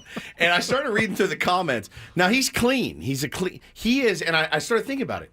He is legitimately the only clean comic that I have ever found even remotely interesting or funny. Every clip I see of him, it makes me laugh. I think it's the delivery. He just seems so easygoing. I've never liked a clean comic in my life. Never once. He lays me out. But I love that. Yeah, I got to check with Jerry the boss. Seinfeld, No. Jay Leno, anyone like that? No. Seinfeld was elite. Never gets me. They never. I mean, I love the show, obviously. No, but like, his stand-up. I mean, he had one in particular that was like 2003, 2004, whatever. I mean, it was every good joke he had ever come up with. Yeah. It was all right in that special. he makes me laugh so much every time. So yeah, who won? Ali Wong. Ali Wong won. Yeah, it was like Jamie Foxx, Adam Sandler, Ali Wong, Seth Meyers, Nikki Glazer. I think were the specials. Pretty solid. And it's really devolved because it used to be I had seen all of the movie nominees. And then I had only seen some of the movie nominees. And then I hadn't seen any of the movie nominees. And now I hadn't even heard of some of the movie nominees. And this year I didn't even know what the winner was that won best movie I don't know. for this last year. TV and streaming is really The Brutalist. I mean, I never even Adrian heard, Brody. Yeah, I hadn't even heard of it. I looked it up last night because I'd never heard of it either.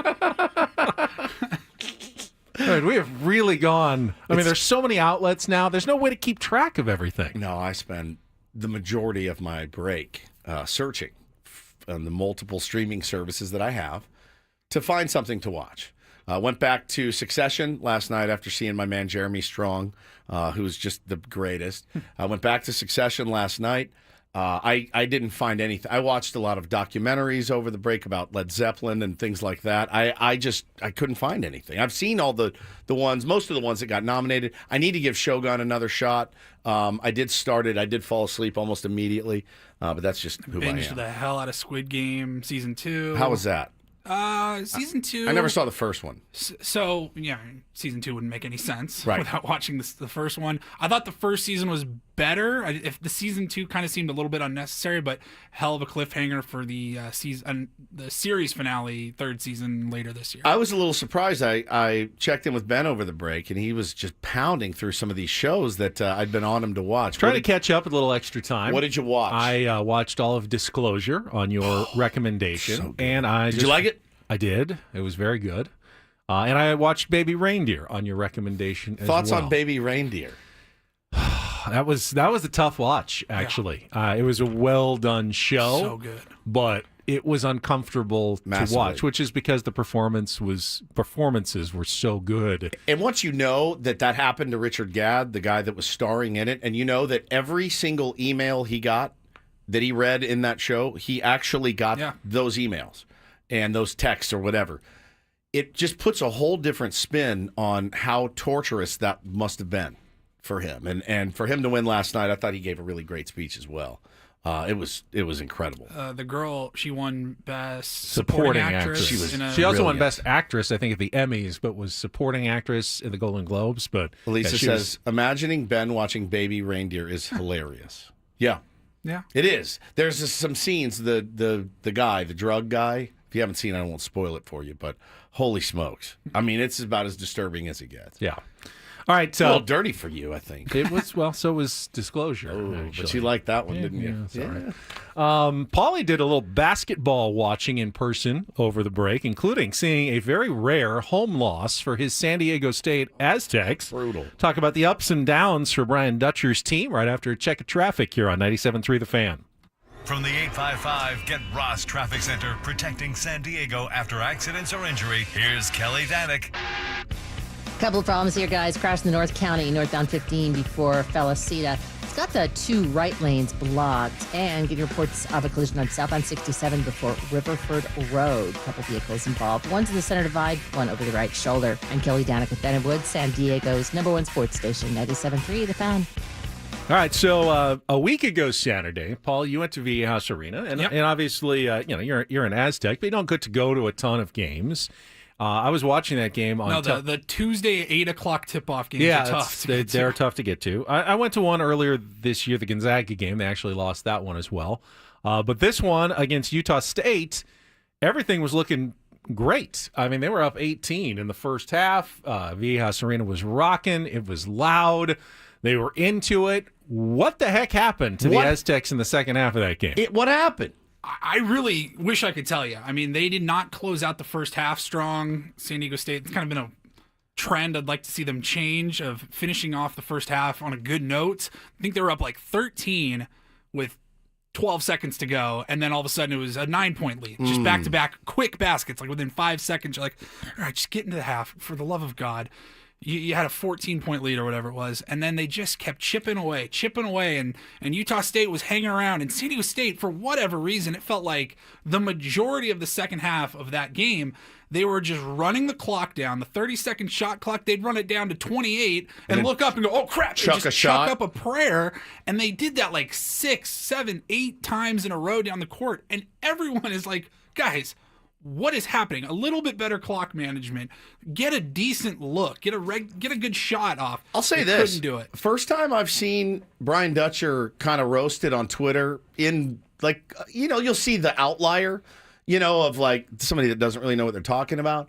But the first time did he kind of blow the clock management at the end? So San Diego State was up 2 with 20 seconds left or something like that in the game. Utah State comes down, runs the clock down to whatever. They shoot a prayer 3-pointer. It goes in. Now Utah State's up by 1. A guy who was shooting like 15% all it was season. unbelievable. I mean, it's not necessarily bad defense. That's the kind of shot you want the other team to For take. whatever reason, it just kind of felt like as soon as it went up, it was going in.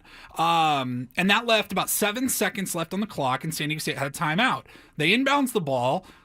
No called timeout. They dribble down court. Brian Dutcher tried to call a timeout, but no one saw him. Oh, he was the refs are supposed to look at the coach. Can't you be pretty vehement Dutch about was it? vehement and signaling. No one saw him. They didn't get the timeout. See, I'm watching Nick Boyd or whoever dribble the ball up court, and I'm thinking, what are they doing? Call a timeout. Call a timeout. Call a timeout. Get the ball. Call a timeout. It doesn't have to be Dutcher. It could have been whoever was bringing the ball up. And Dutch I'm like, was what the hell? screaming and to then get they a throw timeout up, and they didn't run get into it. a double team. They chuck up a Wayne three. McKinney shot a 3 that was short, and they lost. And Dutch said, it would have been nice if they're supposed to look over at me. No one did. I couldn't get the timeout. But, remember in the Final Four, Dutch didn't call a timeout, and they ended up winning the game on a 3 by Lamont Butler. So it can work both ways. And he wasn't. Yeah, it's great if it works. He wasn't whining about it. He did just honestly say, "I was trying to get a timeout. No one saw me." And you'd expect with a young team, it's not surprising necessarily to sometimes have those struggles. But then they go out, and in their next game this past Saturday at Boise State, they closed incredibly strong against a really good team. Boise State has dominated San Diego State.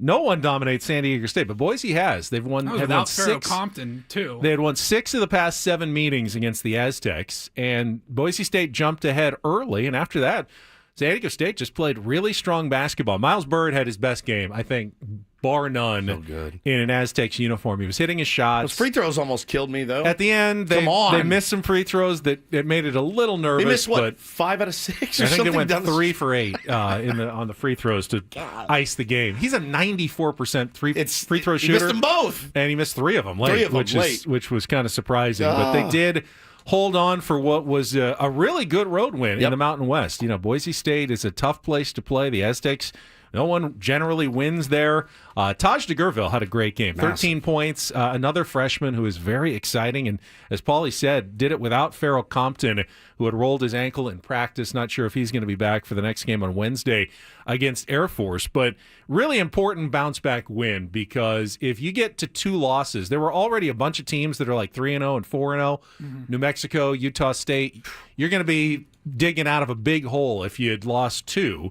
Now, hopefully you get the win at home against Air Force on Wednesday, and you got another tough game on Saturday at the Pit in New Mexico. And they just announced yesterday, no favors for San Diego State. The start time for that game, 10 a.m.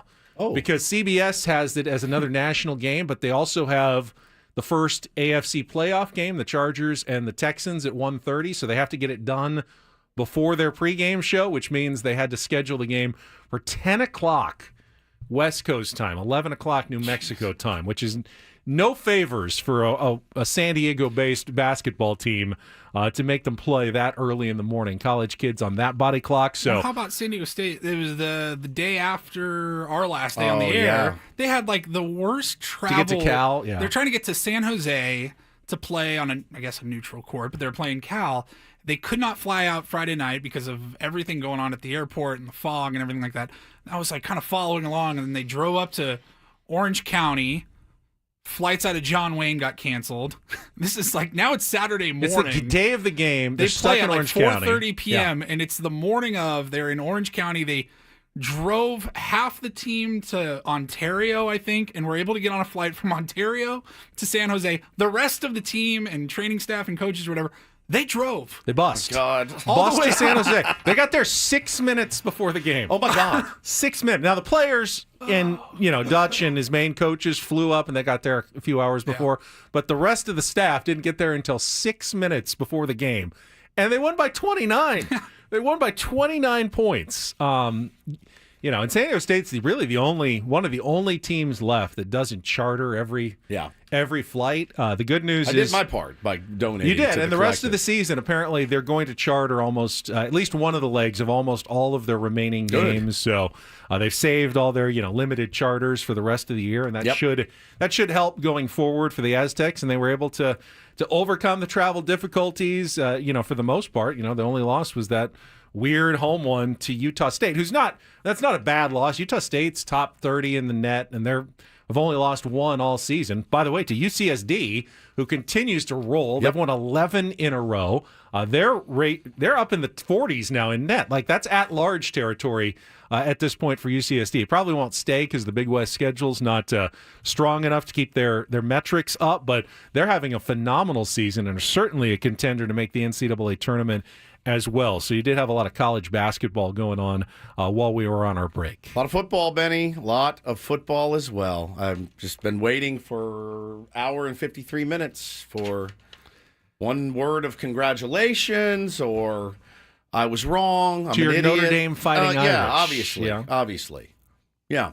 I mean, I didn't predict that they were going to lose any. I feel like congratulations. Thank you, Paulie. Thank you. I appreciate that. That means a lot. I was rooting from for you. Thank you. That was a fun couple games there. You guys saw the bet that I made with Adam. I can't make fun of Adam Klug for a whole month. Oh, boy. It was one of the dumber bets I've ever made. I can't make fun of him. So I'm going to be charting a list of things I want to make fun of him for, and on February 1st, I'll just unload that list. But I can't even talk badly about Adam Klug. He's a Georgia fan. And got worked pretty good the other night. I mean, they did have a backup quarterback. Oh, it's Georgia. I was told if you're an SEC quarterback, you could start in the NFL. I'm just telling you what I've heard over the many, many years of following along with Georgia. I mean, they still had Travis Etienne. They had a lot more healthy players than the Notre Dame Fighting Irish did, that's for sure. What we do know is that we're down to the college football semifinals that will be this week, The Thursday Final Four. and Friday. Oh my God. The Final Four. Oh my so we can talk a little college football in our next hour. We will also have our new time for Take on Woods, chance to qualify for a trip to Las Vegas, and Sammy Levitt going to join us in our 8 o'clock hour as Superstar. well. All coming up here on 97.3 The Fan. Don't go away.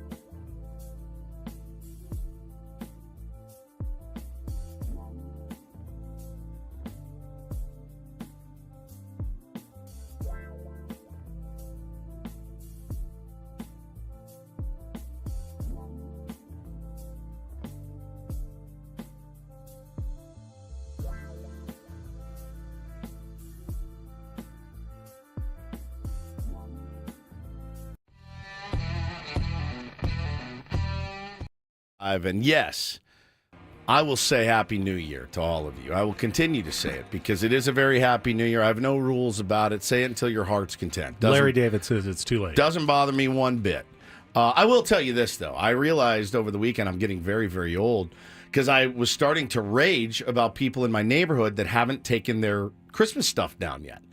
And it's time. I mean, it's beyond time. There's right when you drive in our neighborhood, there's this couple, and they have their giant inflatable Frosty and a big giant inflatable Rudolph, and it's still up. It was up yesterday. It was up this morning as I drove by. And I go, why would you care? Why would I care as a 49-year-old man? I wouldn't have cared as a 25-year-old man. I care as a 49-year-old. I don't know why it bothers me so much. The tree is one thing. Jeff says his tree's... The tree's fine. Nobody can see it. But I'm driving to the neighborhood. You got candy canes lined up. It's January 6th. What are we doing? I was in L.A. this past weekend, went to the Laker game on Friday night. And Friday, we're walking through L.A. Live. And so it was January 3rd.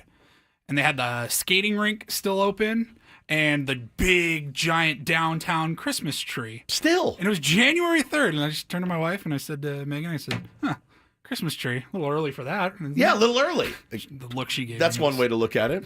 Did you get all your stuff down? We did, I think, on Friday. Yeah. We took everything down. Now, I will tell you that in my neighborhood, and this is a little weird, but we have a row of about like 10, 12 houses like across from each other. You know, my street's kind of narrow. Yeah, it is. They leave their lights up all year long. And they go across the street like a tunnel almost. Yeah. And they'll change the colors throughout the year. Like they'll go more red for Valentine's Day, and then it'll be green around St. Patrick's Day, and red, white, and blue at the 4th of July. And that's all right. Orange at Halloween, but they leave lights up all year long. The lights are still up. They still go on every night. We have permanent lights on our house. Hannah got them put in, and they're great. And she changes the color scheme. And anytime you drive by my house, there's going to be lights. But it's the big inflatables for me. I love lights. I think lights are great. But it's your big...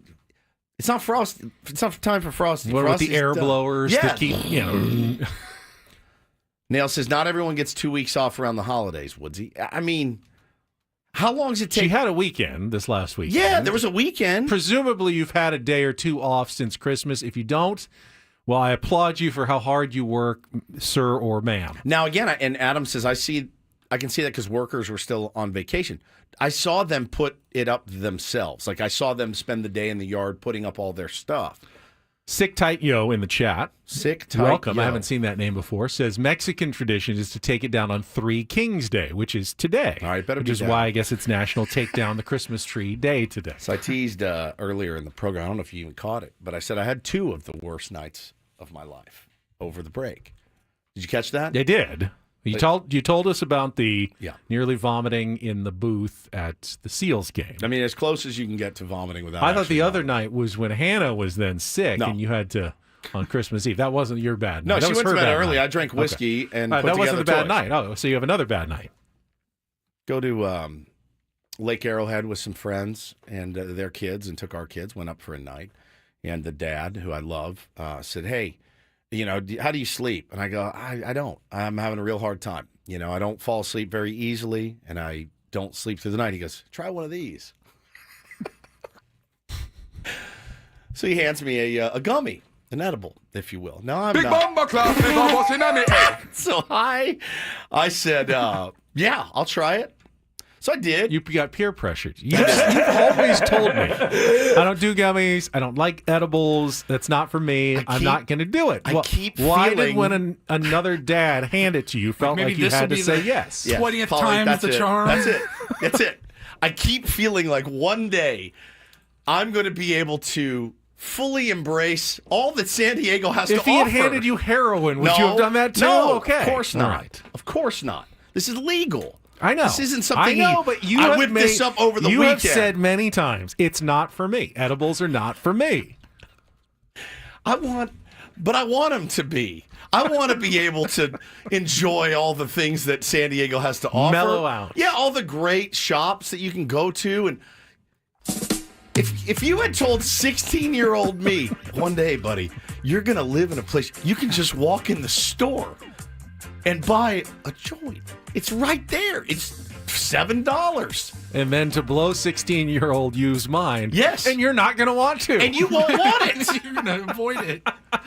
All right. Oh, God. So he hands me this, and I said, bro, I can't do these. I don't do well. He goes, no. I can't either. These are great for sleeping. It just knocks you out, and you just are so peaceful. I go, I need that. Because I take that would be an indica as opposed to a sativa. Allegedly. Yeah. Allegedly. So because I take Ambien to sleep. It's not my favorite thing to do, but I have to do it. And it helps a little bit. But I thought this is a more natural way. So he gives it to me. Slept okay. Wasn't the best. I had some kind of weird dreams and whatever, but I slept okay. So Hannah goes, well, that's great. You slept. Let me get you some.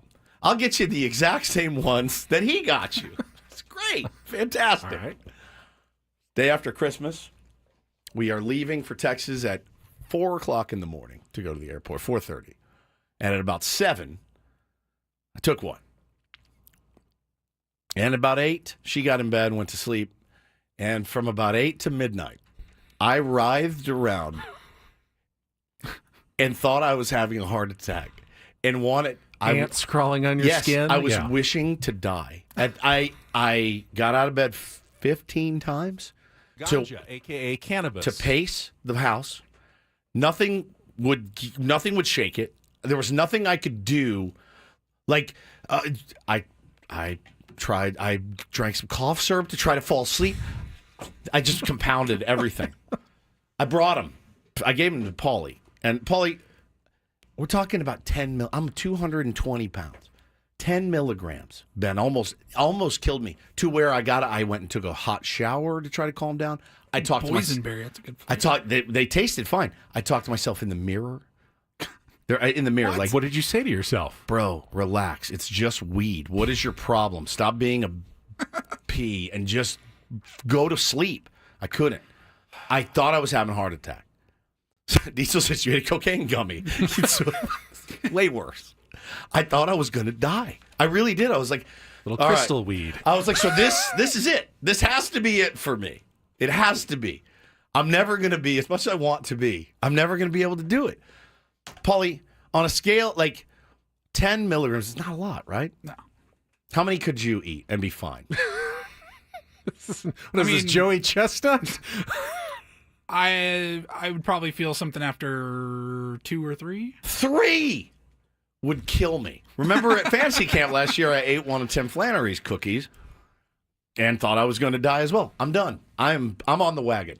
If you ever catch me lingering around or wanting to go down and get some, maybe I'll try it again. Never. Screaming at yourself in the mirror. Yeah, dude, talking to myself, trying to talk myself down was the worst experience of my life. Didn't realize this was going to turn into an after-school special. I didn't this either. morning, but I didn't either. Okay, but it was legal. I don't know. It's legal. Good message to everybody out there. You know what? You don't even start, and then you don't ever have to worry about what Woods worries about. I hated it with his edibles. I hated every single solitary second of it. And it wasn't like, oh, I'm stoned, I'm gonna go eat something and feel better. No, this was like, I'm gonna jump out the window.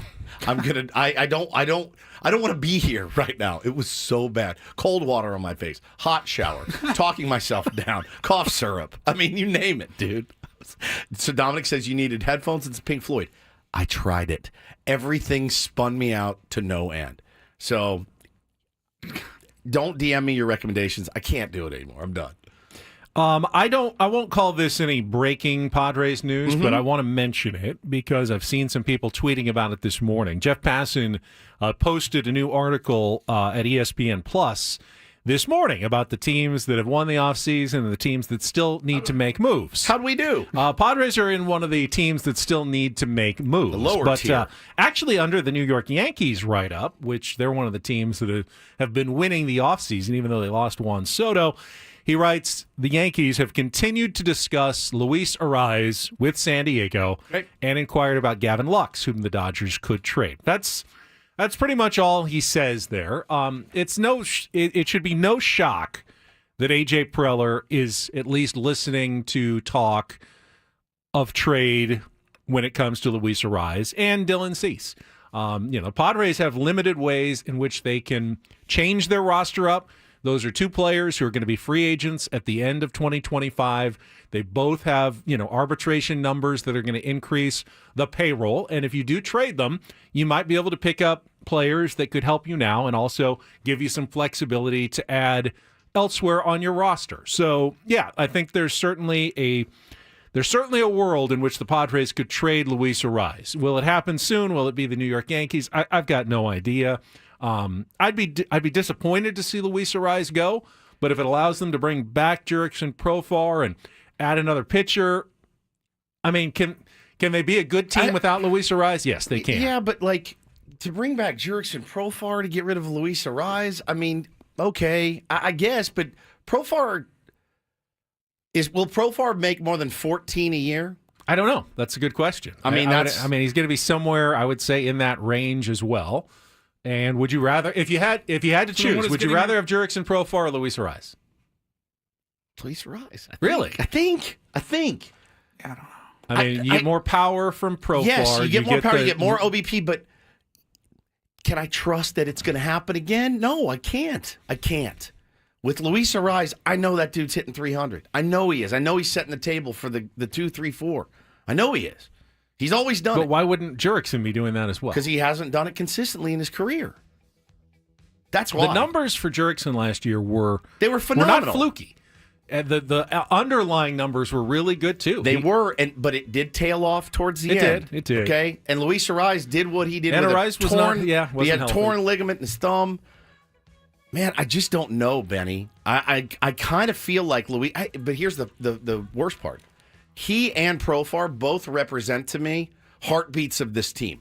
Yeah. Both of them. So if you lose one, you got to make sure you get the other one. If you lose both of them, I think you're kind of screwed. I agree with that. That you need at least one of those. One two of those guys back. has to be here, and both of them would be great. There was a lot of discourse about Arraez over the break, as there usually is. He remains a very polarizing guy. All right, we got a new time for Take on Woods and a brand new prize, a new getaway to Las Vegas. It's coming up in our next segment, so if you'd like to play our musical challenge, first one of the year, call during our break here, 833-288-0973. That way Paulie can get you set up, and we can play our first Take on Woods. When we come back, then Sammy Levitt's going to join us, all coming up here after traffic on 97.3 The Fan.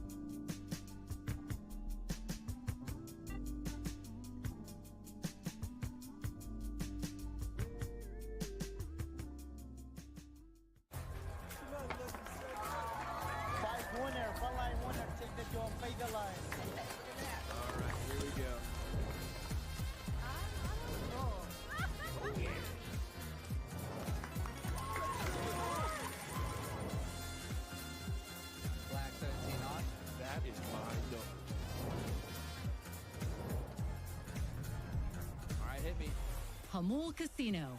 Fun above all else.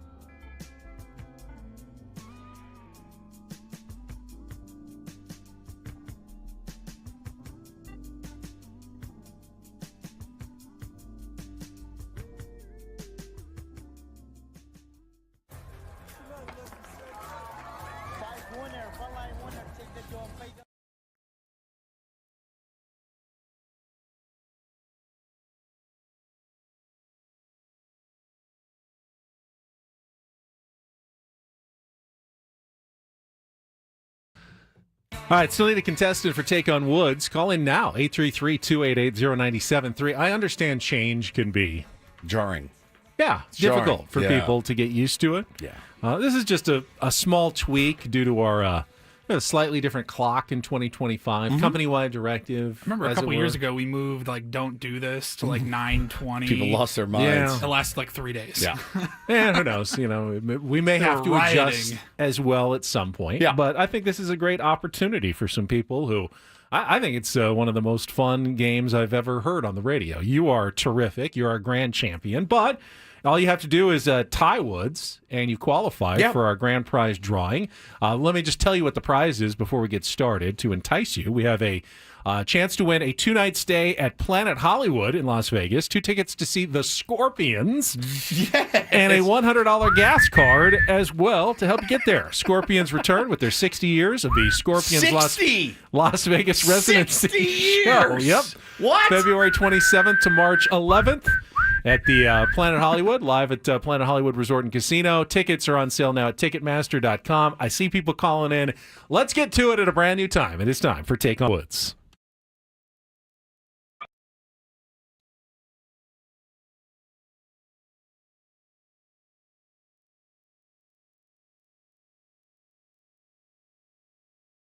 Take on Woods is still brought to you by Valvoline Instant Oil Change. It only takes 15 minutes, and you don't have to get out of your car. For directions and discounts, go to SoCalOilChange.com. That's SoCalOilChange.com. All right, let's go. You know what? He answered the call. He's one of our regulars. He's stuck with us on a new time. Hello, Guy. Thank you for calling in. How are you? Hey, guys. Good morning. Happy New Guy? Year. Welcome back. Feels appropriate to start the new year with Guy as our contestant. See if you can qualify here. Here are the categories to choose from. We've got So Bad It's Good, an all 2-second song category featuring the word bad. We have a mystery category, and we have a category called All My Questions. Those are 5 song titles that begin with the words all my. So Bad It's Good, the mystery category, or All My Questions, Guy? How about their So Bad It's Good? So Bad It's Good. All right, we'll start the year like we ended last year with an all 2-second song category. You will have 60 seconds to try to identify as many of the songs as possible. You need to give me the title and the artist. And all 5 song titles, Guy, begin with the word bad. Paulie calling up the music on his computer. Looks like he's pretty good to go. So, again, you'll have 60 seconds to identify as many of the 5 as possible, title and artist. Woods goes, and if you beat or tie him, we'll put you into the drawing for Las Vegas. All right, Guy, are you ready to play? Yes, sir. Paul, you're good to go. I'm ready. All right, 60 seconds on the clock. The category, So Bad It's Good. Time begins when Paul plays our first song. Good luck, Guy. Let's take on Woods. Bad to the Bone, George Thorogood. Correct. Song number 2. Bad Romance, Lady Gaga. Correct. Song number 3. Bad Moon Rising. That is correct. Let's go to number 4. Doctor, give me the news. Bad Case of Loving You by pass. All right, let's go to song number 5.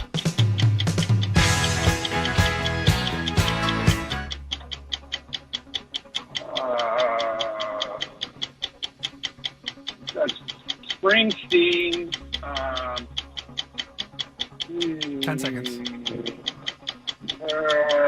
Bad Loving. I don't know. No. Go back, see if you can get the artist of song number 4. Time is up. Dr. Hook. 3 is 3. You got 3 correct. Bad to the Bone, George Thorogood. Bad Romance, Lady Gaga. And Bad Moon Rising, CCR. It's Robert Palmer, who does Bad Case of Lovin' You. And that was Badlands by Bruce Springsteen. I don't know if that's going to be good enough, Guy. Well played. Woodsy does not get the category. I will tell Woods, though, it is all 2-second songs to start the year. Man. Just like you ended it with John. Oh, my Lord. You started this year against Guy. Let's put 60 seconds back on the clock.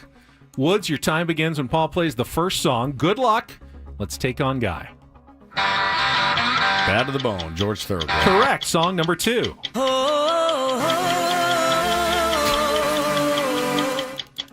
Lady Gaga. I'll come back to it. Song number 3.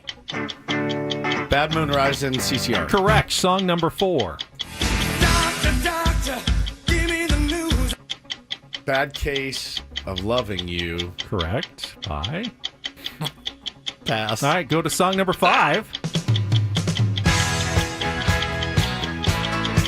No idea. Go back to song number 2. Get Lady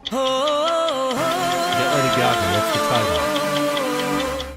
Bad Taint. No. Song number 4. You get the artist? Who is this? Give me the news. I've heard it 1,000 times. Robert Palmer? Yes. Oh, song wow. number 5.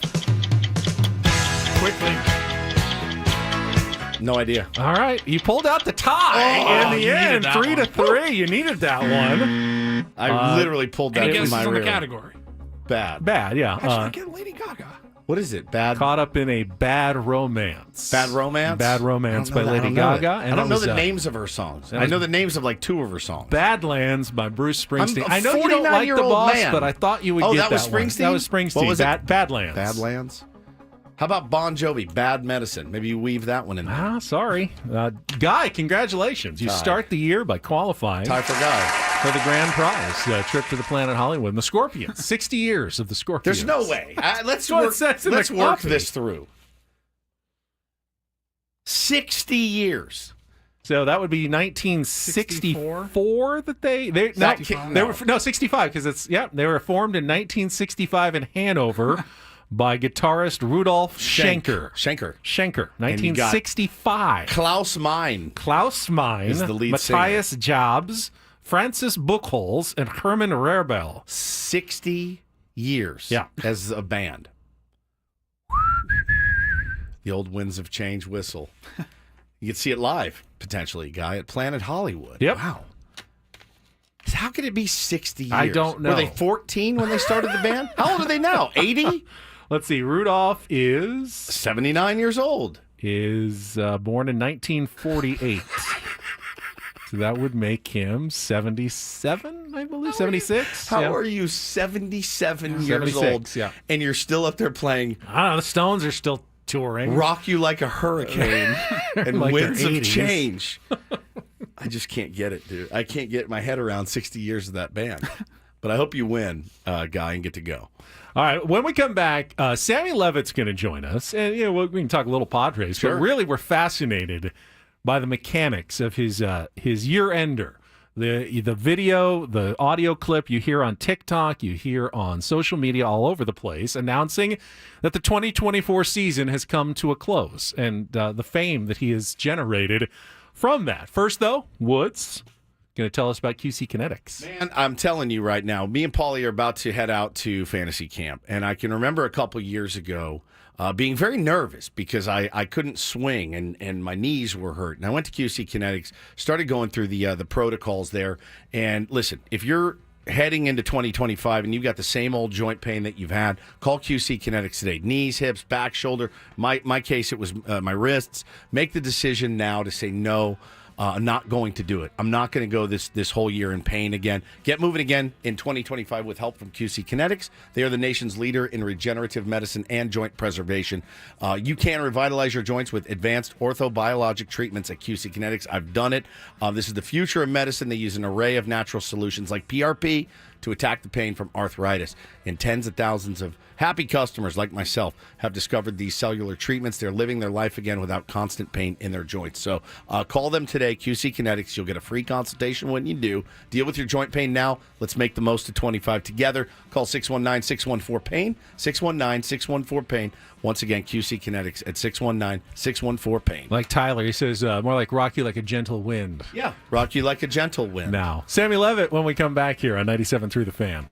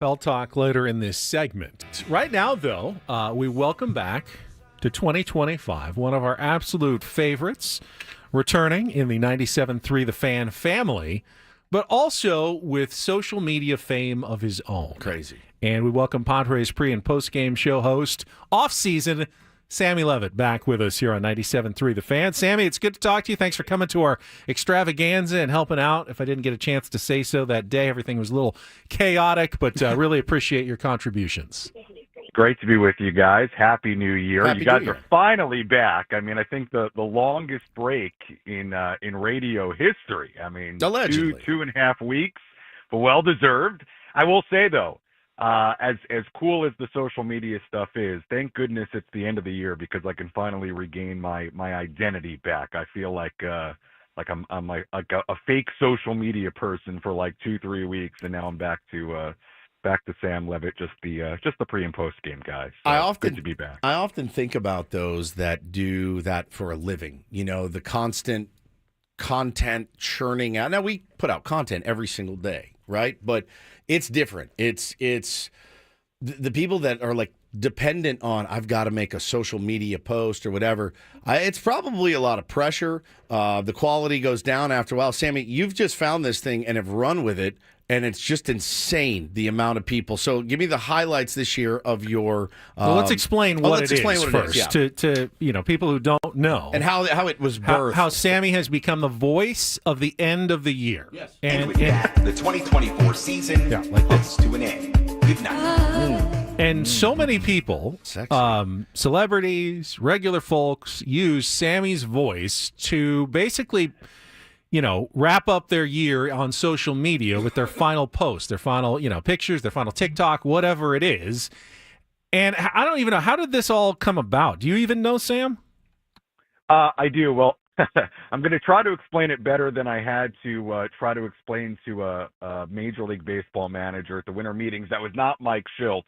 And I don't think I really got the point across because I don't think that manager, and I'm not going to name who it was, had really any idea what we were talking about. And was kind of looking at me like, what on earth? Is like, what? So, like, fantastic, please, kid. Lay off the weed. Please go grab the eggs at the manager's breakfast and stop talking. I don't know why I'm imagining a very confused-looking Terry Francona right now, but that's fine. Not Terry Francona. Clint Hurdle doesn't manage anymore, but I think like Clint Hurdle's like, what? It was not Mike Schilt, and it was not Terry Francona. All right, give us the division.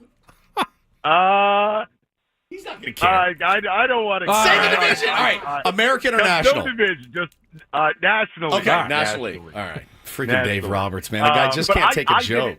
No, and I will say it wasn't Dave Roberts. Right. So that narrows it down a little bit. But it was a friend of mine who brought it up, and I was like, oh, no, I don't want to. They're not going to understand. Because it's not the type of thing, to be honest, that is easy to explain. I almost have to show it to you and let you hear it, and maybe you've heard it before, and it will make a lot of sense. And I think that's usually the way people grasp it. But the funny part about it, and this is, most people don't know this. Now, a lot of people in San Diego do because they're Padres fans and they might know me, but the great majority of the world has no idea that the first time I ever said that line was actually in Amarillo. Okay, it was when I was kind of cooking on TikTok in Amarillo, my first year of really doing stuff on there. And I made a video that basically was just about the season ending. And it was just a little, it wasn't live of me on the air, but I did it for the video where I said, and with that, the 2021 season comes to an end. Good night. And then it was like the end of that season, and it was a little video, and it was just for TikTok and just for what I was doing on there. Didn't think much of it. I then did the same video, same concept at the end of 2022 here in San Diego because I thought, why not? The first video did pretty well. I was still doing stuff on TikTok. And for whatever reason, somebody took that line in 2022 and put it on music. And for whatever reason, for reasons I can't explain and I really don't know, and it was very organic, which is a cool part of it, it just took off. And people use that sound. If you know how Instagram and TikTok works, you can take a sound that somebody posts and then use it for your own video.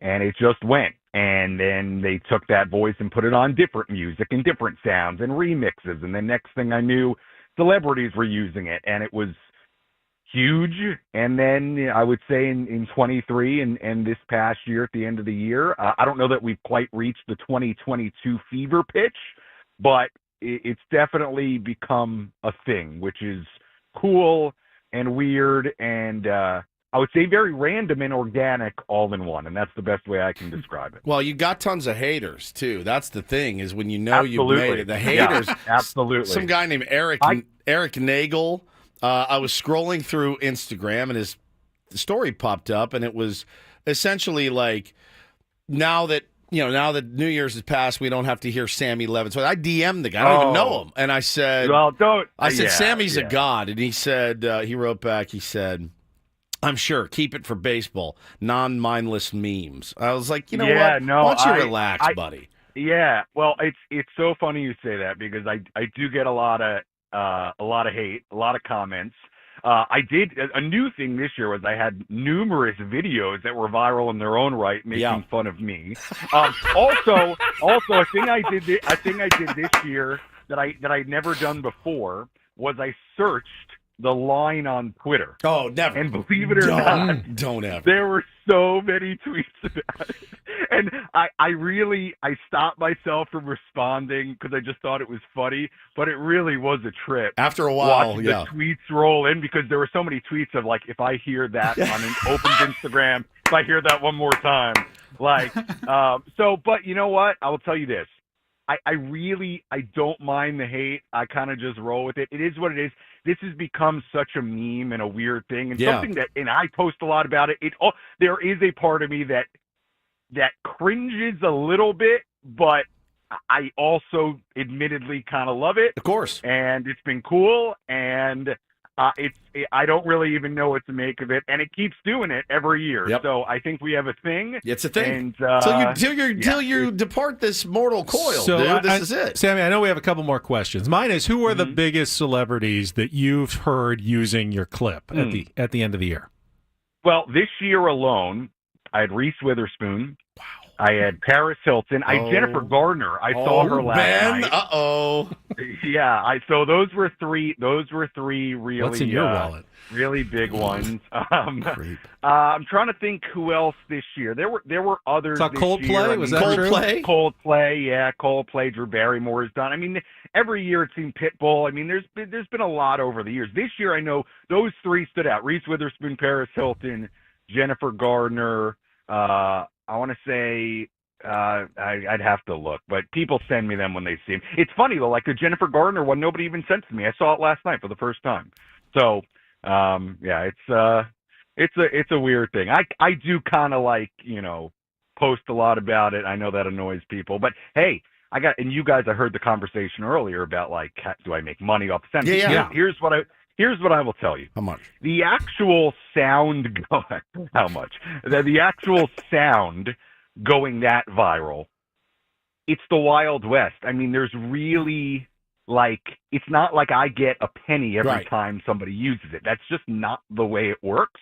Now, what do I get from it? I get followers. That's part of the reason, for those of you who follow me on Instagram and TikTok, why I post about it so much at the end of the year. Because it's the only way that I can link myself to it is by posting, hey, that's me. Got it. And those videos typically get a lot of views. So so you get followers, you get notoriety. For those of you on Instagram, I mean, I've done, ads before for various things.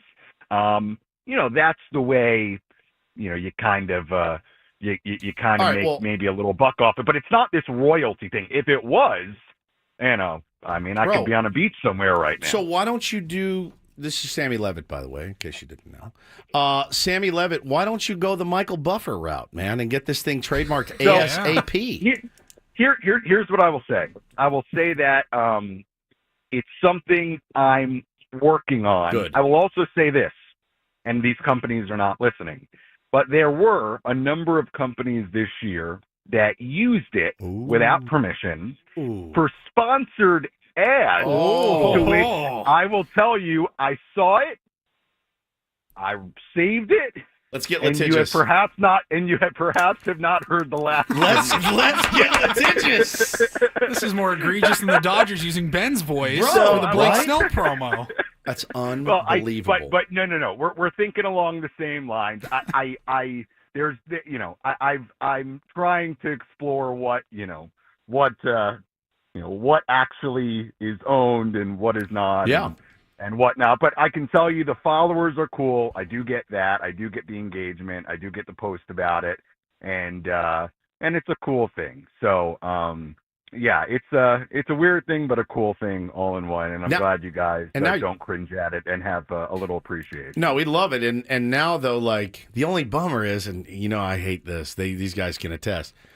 Now you're locked in. And now you're like, son of a bitch. In 5 years, you're like, God dang it. I got to go. It's like, Sammy, we talk about like bands that have like one major hit song. Yes. And then some others that, got a few plays, get some streams. Then they come out with a new record that they really want to play. But anytime you do a show from the rest of time, anytime you tour, you'll be like the you Scorpions. have to play that song. Now the 2073 season has come to a close. Yeah, it's kind of locked in. You just get kind of locked in on it, man. And I don't. Yeah, you know what's funny about it too is like when I first started posting on TikTok, I was still in Amarillo, right? And I had kind of created a name for myself on there because I had at that point maybe a few 100,000 followers. I was posting a lot of baseball stuff, which is insane in Amarillo. Insane. Yeah, a lot of baseball stuff, job stuff, and it was going really well, and people would recognize me, especially like baseball fans or like kind of teenagers that I would get recognized from that. And when I got to San Diego, it was that way too. But now the majority of people that talk to me about it know me from the sound. And it's really weird because the majority of people, I'm telling you, like worldwide, they have no idea of what I actually do or where the sound's actually from. Like the idea that actually is about the end of a baseball season is really funny because the 99.9% of people have absolutely no idea that that's what it is. Because one of the hate comments I get, Woods, is like, why did you say it's a season? A year is not a season. Why did you say it's a season? It's not a season. Why did you? And I'm like, well, I can't change it now. It's about the end of baseball season. And hey, the original video at Petco Park this year on TikTok, the original video I put out for this one, it's at like 90+ million views. Oh, my. We're putting San Diego even more on the map. Oh, my God. I get excited if something gets like 14 retweets. I'm like, woo! I don't make any money off engagement, which, You're not ready for 90 million. No, I'm not ready for 90 million. I couldn't handle it. I'll tell you right now, I couldn't handle it. I know it. Adam in our chat, his heart just skipped a beat when he heard 90 million views on he did. TikTok. That's Sammy, amazing. Appreciate it. Hope your off-season's going well. I know spring training, you're going to be off to Peoria in just a few weeks here. Let's get it. Yeah, I know. I was thinking about it today. And I was actually, because I was like, man, I got a lot of stuff I got to squeeze in, just like kind of errands wise. I was like, man, it's here. It's here. It's going to be here before you know it. But I'm man. excited. Us I'm excited. too. Hopefully there's something for you to talk about before then. So, Sammy, thank you so much. We'll talk to you again soon. All right. See you guys. Our friend, out-of-season Sammy, off-season Sammy Levitt with us. We're going to check traffic when we come back. Black Monday has struck in the NFL this morning. We'll get you an update on the coaching firings in the National Football League next year on 97.3 The Fan.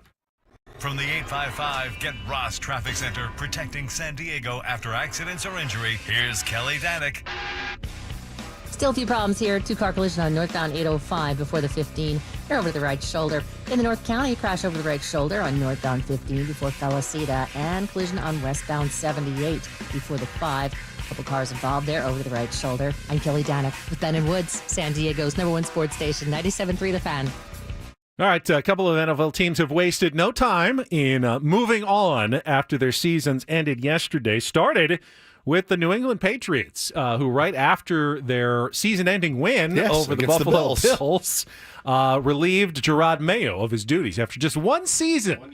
1 year. And you rarely see that, Woods, in the NFL. Were they mad that he won that last game? Probably. Cost them the #1 pick. Yep. I doubt they fired him for winning one game. No. I assume it was the 13 losses before that. But the reason you don't see How that. did you win that game? You had the #1 pick. Well, the Bills didn't play anybody. Yeah. And you know what? Drake May, I think, had a pretty solid rookie season. And if you're going to... I mean, he developed his quarterback. You gave him nothing. I mean, what were you expecting out of Gerard Mayo That's in my that first thing. season? Is like you didn't. Why hire a guy for 1 year? You know what I mean? Like give him just like a player.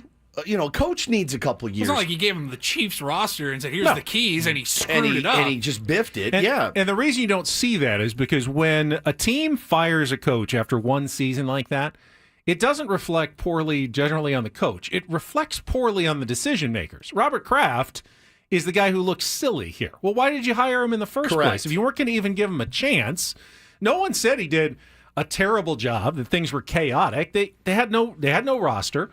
They developed a quarterback. He got better as the season went on. He did what you could have expected him to do in this first season.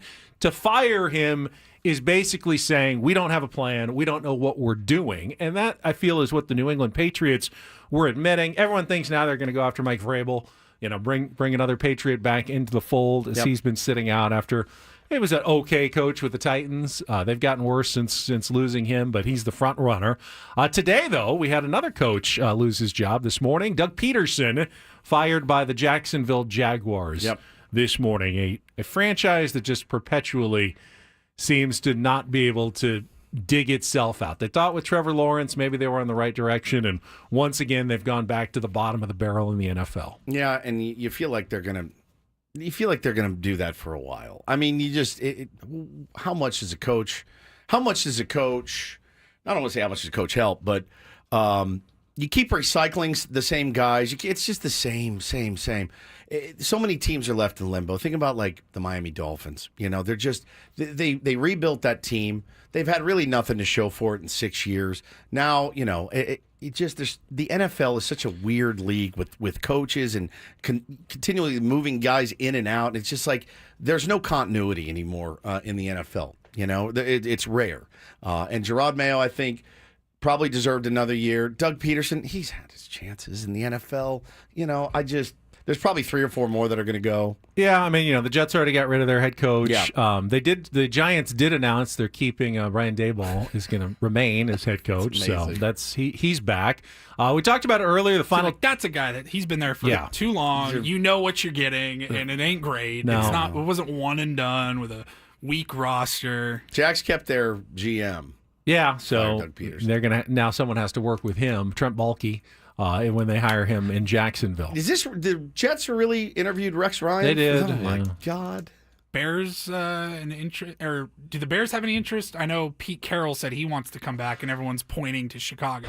Retread or some coordinator somewhere. I mean, it feels like your only choices. Yeah, pretty much. There's not much else to do unless Deion's coming with his son. And then, it won't be Marcus Freeman, buddy. I'll tell you that. Had the final 2 playoff spots clinched yesterday. We talked about the Bucs win earlier to win the NFC South. The Broncos clinched the final AFC wild card with a 38-0 win over the Kansas City Chiefs. Just the Chiefs' second loss. Now, it wasn't really the Chiefs, as Patrick Mahomes and Travis Kelce and some of the other starters did not play.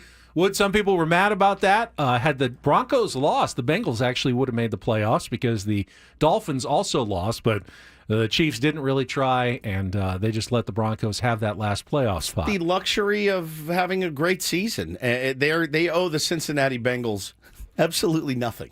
Absolutely nothing. To go out and put on no planet should you play any of the guys that you just mentioned. It's part of the strength of schedule. I mean, the Broncos had a really easy schedule. And it got even easier because they got to play the Chiefs when they weren't really the Chiefs. So essentially, Broncos capitalized on the easiest schedule in football. Yeah, good. Because they didn't actually have to play a tough Chiefs team in addition to all the other last-place teams they faced during the year. But Bo Nix had 4 touchdown passes. He had a good rookie season. He did. Happy to bet against them in the playoffs now that they're there. Here are your matchups. I was just going to pull round. up my bookmark of the matchups. I should have known better. Yep. Saturday starts with the Chargers at the Texans at 1:30 in the first game. Then the Steelers at the Ravens. That'll be on Amazon Prime at 5 o'clock on Saturday. Division rivalry. Good one. Sunday morning is the Broncos at the Bills at 10 a.m. on CBS. So all the AFC games are first. Then the NFC games. Packers-Eagles seems like maybe the matchup of the weekend. That's 1:30 on Fox on Sunday.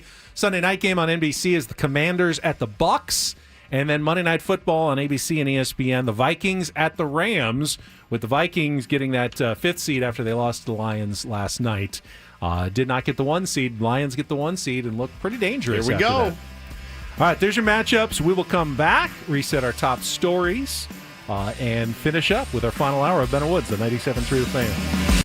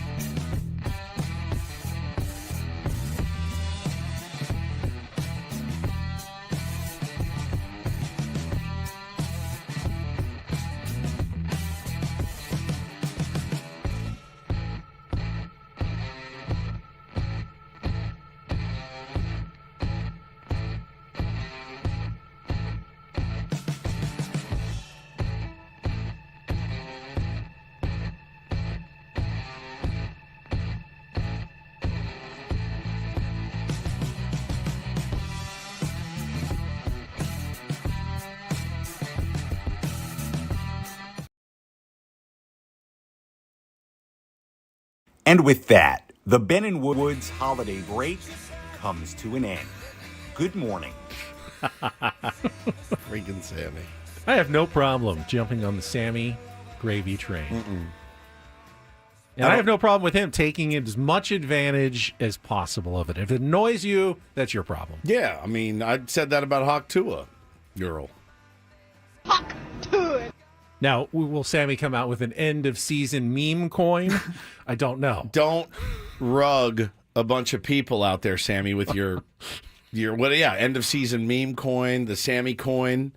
And with that, the Ben and Woods holiday break comes to an end. Good morning. Hawk Tua to you, my friends. Hawk Tua. Yeah. Not everybody, as he mentioned, was a big fan of it. We got a call from across the pond. And you'll hear it here on 97.3 The Fan. Yeah, right, lads. That's Hamish Stewart McAllister calling in. Happy New Year's. How was your New Year's? Mine was a bit restful, but I was a bit plagued by the voice of one of your employees over at the Fan there. I couldn't turn anywhere without hearing the dulcet tones of Sammy Levitt in my ear. I think he posted 25 reels on New Year's Day. Saying things like, Coldplay, thanks for using my sound. With that, the 2024 season comes to an end. Riverside County Planned Parenthood, cheers for using my sound. I would get that, Sammy, you're dead popular there, TikTok star and all that. But if I'm honest, if I had a bit like that, I too would milk it till the teats got raw. Maybe next year I'll try my own. Pish off 2025. That's the end of that. Maybe we'll workshop that a bit. But other than that, my New Year's was good, except for my son, who's stopped listening to me. He's been shut up in his room. He's decided that I'm not cool enough. I say, son, what you doing? He's shut up. He says, be quiet, Dad. I'm a Scrabinator now. I don't have to listen to you. And he's got the shirt that says Scrabinator. I say, what's a Scrabinator? But he will not talk to me. So if maybe he can help me with this Scrabinator phenomenon. I don't need this Scrabinator. I just want my son back. Going indoctrinated. And with that, this phone call comes to an end as well. Looking forward to talking to you throughout the Padres season 2025 and all that, lads. Cheers. It's just phenomenal. Stuart. Thank you, buddy. Always ready to chime in. So he's lost his son to the Scravinator. He's been Scravy teaching on that He's show. been indoctrinated into the Scravinator. Scravy does have his own way of looking at the world. He does. He does. Definitely true. Mount up, Scravinators. And I don't know what he's done to this kid, but the guy goes, I just want my son back. Absolutely brilliant. Brilliant. Oh, man. All right. Well, he's looking forward to the Padres season, at least. I am also still looking forward to the Padres season, and I'm here to tell everybody who's down in the dumps. Oh, Brightside Benny's here already. First day. I think it's important because I've spent the last 2 weeks. I gotta take my sweatshirt off for this. Hang on. I have spent the last 2 weeks, whether I've been, playing golf at the Goat, and people come up to me and go, it's not looking good for the Padres, right? And I just have to remind everybody, first of all, the offseason isn't over yet. We're still a month away from spring training. Secondly, winning the offseason doesn't guarantee a darn thing. We've had plenty of Padres off seasons where they've won and we've celebrated probably overly celebrated the moves that they've made in the offseason. 2023 come to mind? Yeah, for exactly. And also, by the way, they have a lot of good players coming back that are going to remain on the team going forward. Sure, it's fair to point out the areas where they still need better players on the roster. They need another outfielder. They need another pitcher. They need a catcher. There's time to make some moves. There will be moves made between now and the start of spring training and the start of the season. I promise you that. AJ Preller, there's no chance he is just locked in. Oh, yeah, no, we're going to do absolutely nothing with our major league roster in the offseason. It's physically impossible for that guy to do nothing in the offseason. Preaching patience is a hard sermon. It's a hard sermon to give, and especially preaching patience in the year 2025. Looking at the teams that have spent the most, the New York Yankees, the New York Mets, and the Los Angeles Dodgers, right? Those are the three teams that have spent the most. They just happen to reside in the biggest markets in the country. I don't want to go the other way fully because everything you just said is absolutely right. It's absolutely unequivocally correct. No one can accuse you of being an optimist, a homer, whatever. I agree with all of those things. I think it is fair to look at it and go, oh God, there was a thing that came out over the break, Benny, that was like, hey, let's take a look at some of these long-term contracts and where they're going to look after the 2020. I saw that. 2027 season and how much they'll have remaining. So I think, look, my message since we've been doing this has been like, I can't really worry about down the road. I got to just worry about the game in front of us, right? Win today's game. It was the contracts that look like they'll be like the worst in 4 years. Yeah, we got like three of them. They had both Manny and Xander was on that list. And that's fair.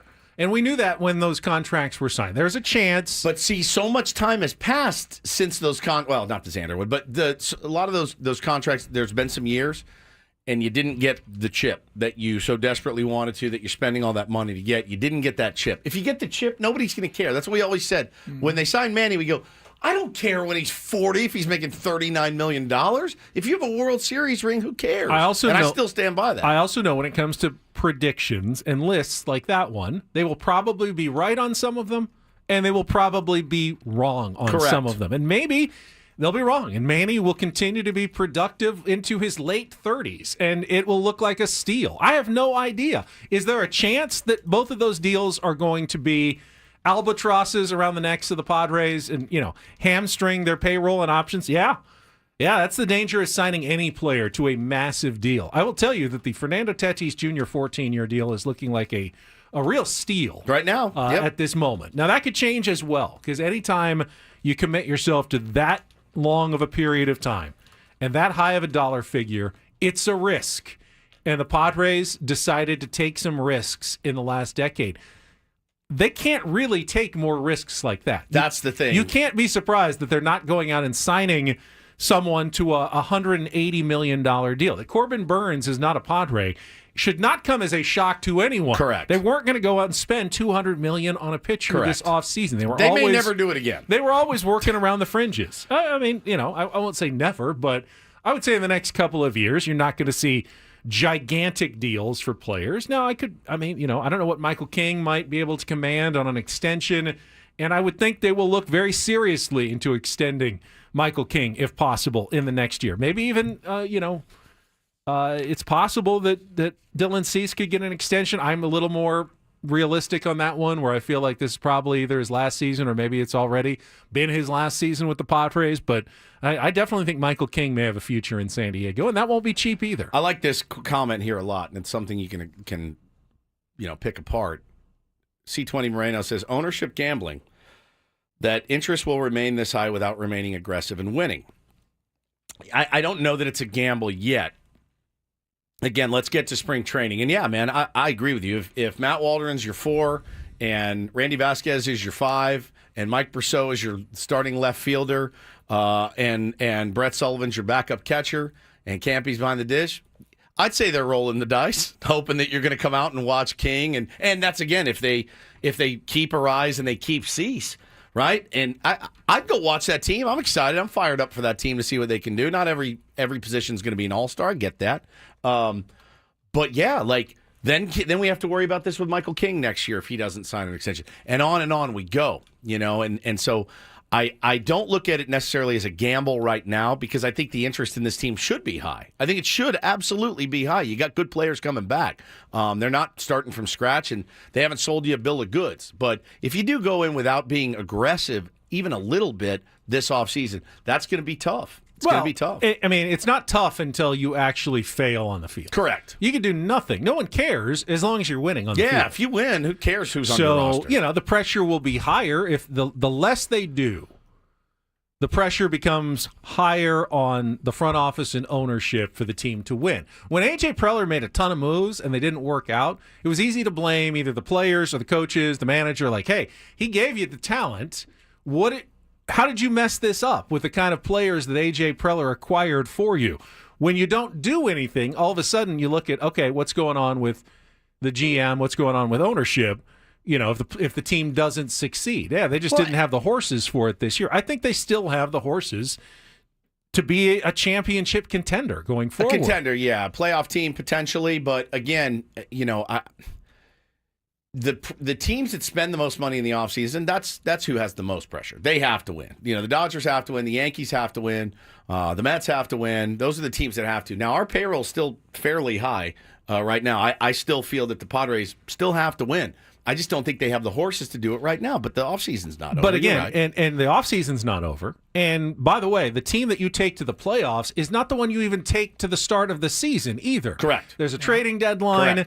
Correct. Where the Padres are in July is going to dictate a lot as well. If they're 10 games above 500 and fighting for a playoff spot, A.J. Preller's going to be aggressive again and will be willing to deal some prospects. Hopefully some of those prospects start to impress and rise and become guys you can dangle for other players at the trade deadline. A lot of championships are won July, August, September. The last one was won July, August, September. Yeah. Think about the contributions the Dodgers got from the guys they brought in at the deadline. It feels very few championships are won in November and December. Correct. With the moves that are made now. And who knows that better than us? Who knows that better than us? I agree with you. I don't know that I don't know that it's doomer about 25.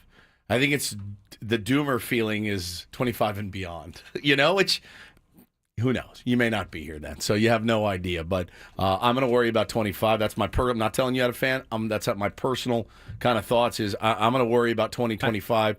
See if we can get a couple of pieces here, and let's run this thing. For now, you still got to win the games. For now, the Padres still have a waiting list for season tickets. They didn't lose it when they had a miserable 2023 season. They didn't lose it when they cut $90 million of payroll before 2024. I'm not really concerned that they're going to take a big dip in 2025. Now, Tony asked, did the Padres have a core, and are they going to trade their core players? They absolutely have a core. And the only core player I think that would garner any interest is Fernando Tatis Jr. And I'll tell you right now, if they trade Fernando Tatis Jr. It's Fernando Tatis Jr. I don't even know. I would lose my mind, straight up. That may be it for me. This is Jackson Merrill. In the radio, He's another one. He's another He's core absolutely player. part of that core. Yep. I think. You always have to. Evaluate the return, but it would be a really hard sell if the Padres traded either of those guys right now. No.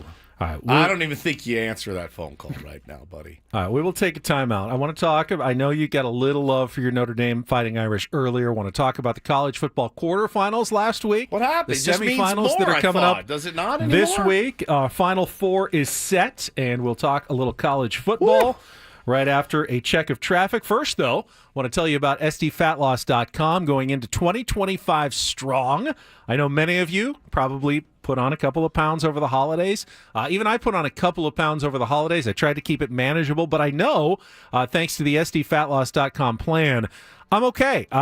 They've shown me how to eat, how to lose the weight, how to make sure it comes off fast when I need to do so. You can sign up as well. Go to SDFatLoss.com. Find out how you can lose up to a pound of fat per day and 10 to 20% of your body weight in just 60 days. I lost 40 pounds back in the summer of 2023. I have kept that weight off. I'm still over 40 pounds down, even after adding a couple of pounds, like 2 over the holidays. It's okay. I've kind of reset my metabolism. They help you do that with their proprietary strategies, and it's based on real foods that I get at the store. I prepare for myself, bring them to work. It really changed my life. It can change yours as well.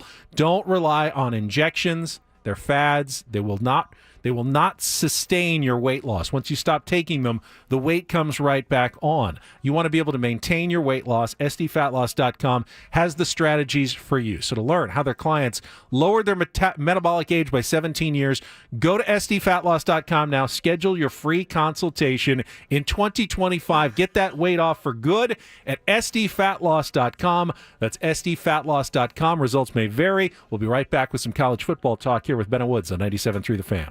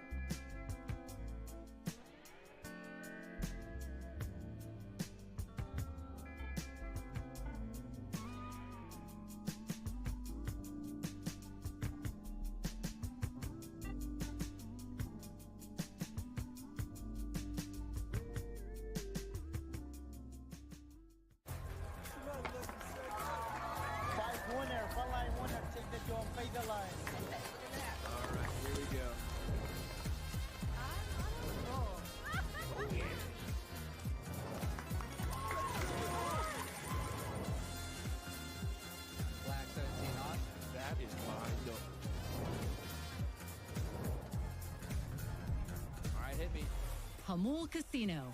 Fun above all else.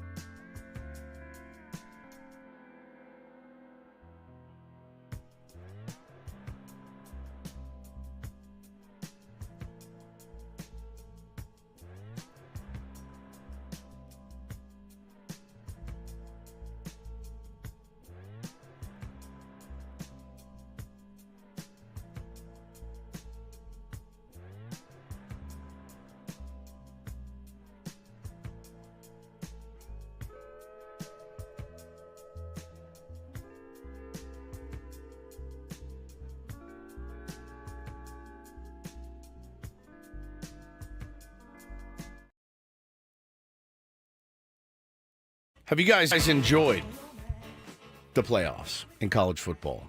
Just general, you don't have to have a team. Unequivocally? Unequivocally. No. What? The games have been mostly terrible. Oh, you're that guy? Well, I mean, they have. It's been phenomenal. I've enjoyed it. Phenomenal. Phenomenal, a 12-team playoff. The margin of victory in the 8 games they've played so far, 10, 14, 18, 25, 17, 8 in double overtime. That was a good game. 20 and 13. An average been awesome. Of 15.6 points per game. Some of the garbage time, touchdowns late. I mean, the games. Look, go do the. I don't know the answer, and I could be shooting myself in the foot. Go look at the NFL playoffs last year and tell me what it was. Do you have those? I don't have those. If you find those, again, we've seen 55 to 10 Super Bowls. You know what I'm saying? Like, this has been a blast and I think so good for college football. That's I have no Notre Dame glasses on. I'm just saying, like, I've loved it. I've loved sitting down on the couch and watching the majority of these games. There've been a couple clunkers, but there's always a couple clunkers. Why is everyone acting like to be a good football game, it's got to be last second heroics, 50-yard touchdown pass? We see this in every sport. Every sport. Last year's wild card playoff round. Here were your final scores. 45-14, 26-7, 48-32, 24-23, Lions over the Rams, 31-17, 32-9. So one good game. Not one good. Good game. If that's your criteria. In the next round, you had 3 good games. In the divisional round, you had 3 close games. Conference championships were both close within a score. And then the Super Bowl obviously went to overtime. So I've loved it, man. You do have, any playoffs, the first round, you're going to have the biggest blowouts. NCAA tournament, round of 64. Yeah. You get the biggest blowouts. I'm not saying that the format is bad. I'm saying that this year's particular crop of games have not been very entertaining. I've loved it. Probably because I've won every bet. So fine. That helps. Yeah. Certainly. But I haven't missed one. Other than the Texas-Arizona State Peach Bowl, which was an absolute classic. Almost worth 2 games. Really it was great so game. good. The other 7 games have all been awful. They just have. They've been awful. Yes, awful. Isn't it fun sometimes to watch teams get bodied? I kind of enjoy it. I kind of like the team that is, run their mouth. Unless I'm a huge Notre Dame fan of good. one of the teams and they're the ones doing the bodying. No, I watch sports because I want close, exciting games at the end. I lose interest when a team is up by 25 points in the third quarter. It just feels like you're running out the clock, and there's just no reason to keep watching. Okay, I loved it. I think it's been of so good. The results of the game, I don't know that really matters. Like, how much how much have you guys enjoyed the expanded playoffs and seeing teams that otherwise wouldn't be there? 100%. In I've loved Boise it. State, Arizona State, like Even SMU, Indiana. Like I think it's been so cool. I don't hate the format. I agree with most of the pundits out there who say guarantee a playoff spot to the conference winners, but don't guarantee them the bye. The bye. Yeah. Give the 4 bye teams, the best teams get the buys. Okay, and how even do if you they judge? didn't win their how are they judging the 12 teams? You have your committee. They decide who the best 4 teams are. They get the buys. I don't know that Arizona State and Boise State deserve the bye. They deserve to be in the playoffs. I don't know that they deserve the bye based on their strength of schedule, who they beat over the year. And, in Boise State's case, they weren't terrible, but they certainly weren't on the same level as Penn State when it came to, the line play. Even with Ashton Genty, who had 104 yards, he had nowhere to run most of the game because they were playing against a much tougher defensive line than the vast majority of their games this season. But, there's no way to make it fair. None. There's no way. There's literally zero way. So if you reseed and do this and that, you're telling me that you will always have some blowouts. Bro, of course. So that Boise State team, if they had gotten a better draw or that Arizona State team had gotten a better draw, but they had to go up and face Ohio State in the championship, how good is that championship going to be? If their first round matchup is excruciatingly brutal and Ashton Genty, the best player in the country, the guy that should have won the Heisman Trophy, he can't get it done in that game. He's going to be able to do it in the championship, so it's never going to be fair. The biggest disappointment, the one game that everyone was looking forward to, was the Oregon-Ohio State rematch, and Oregon laid an egg. They just laid an egg. They ruined the Rose Bowl. But they had a bad day. They beat that team this year. They did. They beat that team. I'm not saying they didn't deserve to be there. They were the number 1 team in the nation. They were undefeated. They had a really bad day. They were down 34-0, and it made the Rose Bowl just an unentertaining, not a fun game to watch. Yeah, it stunk. It stunk. It was terrible. That one stunk, and I expected more from Oregon. I did. Every team's entitled to a bad day. They are. And unfortunately, it came. The Sugar Bowl was kind of interesting. Georgia didn't look like they could move the ball. I don't know if it was their quarterback or it was Notre Dame's defense. Maybe it was Notre Dame's defense. One of the best in the country. Notre Dame scored all their points in 54 seconds. Unbelievable. And then the rest of the game, there was just nothing from either team. So I can't say that was a great game either. But it was a great game. It was interesting. They had the smart, your coach. I will say your coach, He's unreal, Marcus man. Freeman. I love him so much. The punt team switch thing they did on 4th down that resulted in the offsides what penalty. the hell is going on? That was some stuff like that all really year. brilliant coaching right there by Marcus Freeman. Kirby Smart and he just filled his diaper after that game too, which should be to no surprise. I'll say this: I think the system's great. I've really enjoyed it this year, and the expanded playoffs, getting every team feeling like San Diego State. If everything went their way, they at least have a chance. They could be in one of these games. But man, not that it's really that bad of a thing, but how much do you feel like a junkie watching any other bowl game? They mean nothing now. Yeah, they never did. They really never did. But the Emperor has no clothes, and now you're noticing that the Emperor has no clothes. I got to the point where I'm not watching until the next playoff game. I can't watch this. I know as a San Diego State alum, most people, Boise State can get there. You're in the same conference. You can get there, and I understand that. For me, the best argument that anyone can get there is Arizona State. They were horrible last year. And with one season, so much credit, new man. coach, couple of players, Cam Scadaboo's performance, one of the great, in a losing cause, one of the great efforts you've ever seen in a college football game. He threw for a touchdown. He ran for 143 yards. He caught 99 yards. He was playing with the flu. He was throwing up on the sideline. That was compelling. That was fantastic. That was really fun. I've loved it, dude. We've been begging, and this is just like us, right? This is just like sports people and just humans in general. Wow. There's only 4 teams, and this team got left out. Okay, here's 12. Yeah, but not like this. I'm not going to complain about the format. Format's fine. It's just these games have not been great. It's not just you. It's everybody. It's everybody. And now they're going to go to 16 games, eventually, or 14 games, or whatever, or 14 teams.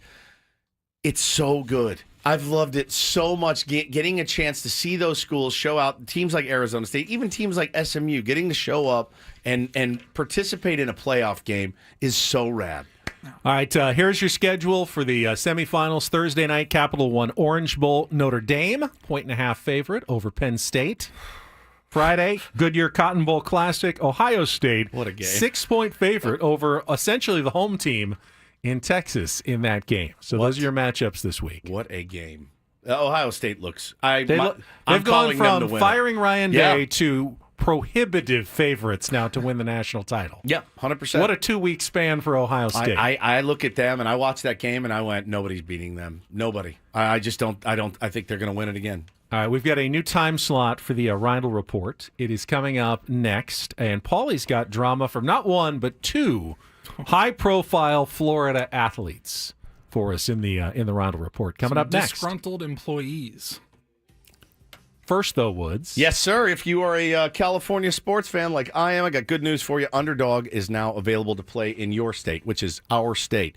Underdog, the best place to cash in on all your takes during the playoffs, college football playoffs, pro football playoffs, which players are going off, which players are ice cold. 5 million happy players. I just started using it over the break. I won $291 yesterday, just so you know. Had picked 4 correct outcomes, and I'm very, very happy with the results from playing Underdog right now. So the best place to play Pick'em.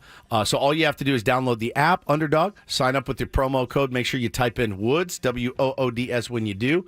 To make that deposit now, very simple to deposit. Get up to $1,000 in bonus cash instantly. Use the promo code Woods. You must be 18 and present in a state where Underdog Fantasy operates. You're in luck. California is one of those states. Terms apply. Concerned with your play, call 1-800-GAMBLER or visit www.ncpgambling.org. Check out Underdog today. Let's have some fun together. Reindl Report next. Ben Woods on 97.3 The Fan.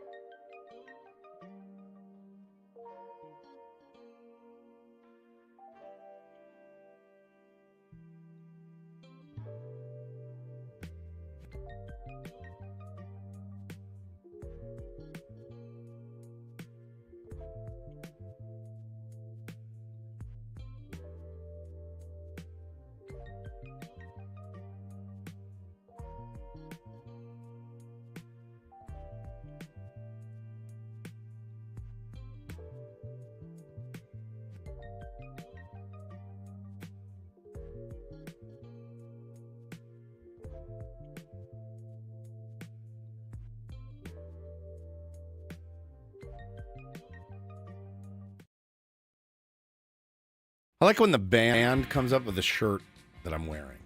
That makes sense. Yeah. Joy Division Yes. shirts? Yes. My son has that exact same shirt. He's also a Joy Division fan. We got a little new music. You've programmed some new beds. We put some for new bumpers us. in, and Paulie's added a bunch of stuff. Hope we haven't jarred everybody too much with the little changes we've made. We pushed back Take on Woods to 8:20. We're still getting used to the new clock a little bit in here, and it's going to take. I'm rusty, man. I'm rusty as hell. 2 weeks off without having to do this is like go out and swing a golf. If you're a golfer, take 2 weeks off and go out and swing it. See how you do. We don't get to come to the driving range. I guess we could have come in yesterday and just done a show just to kind of no, it's warm good. up. It's good. You let it be rusty on the air. There's really no driving range for the radio. You just jump on and you're on the first hole. Do your thing. It's time to tee off. That's right. And right now, in its new time slot of 9:35 a.m., it's time for today's edition of the Reindl Report. After traffic. After traffic. From the 855 Get Ross Traffic Center, protecting San Diego after accidents or injury, here's Kelly Danick. Wrapping up our morning drive with a few problems here, guys. Crash blocking the slow lane northbound 5 before La Jolla Village Drive. South 5 coastline, stalled car right before Cannon. They're trying to push that over to the right shoulder. Also a stall on southbound 15 past Miramar Road. That's in the HOV lane. And still clearing an accident on northbound 15 before Felicita. Everything's over the right shoulder. Stall on the transition ramp, northbound 67 right at the west 52. It's over the right shoulder. I'm Kelly Danick with Ben and Woods, San Diego's #1 sports station, 97.3 The Fan. And get things started here with our today's edition of the Reindl Report. Now tuned into the greatest.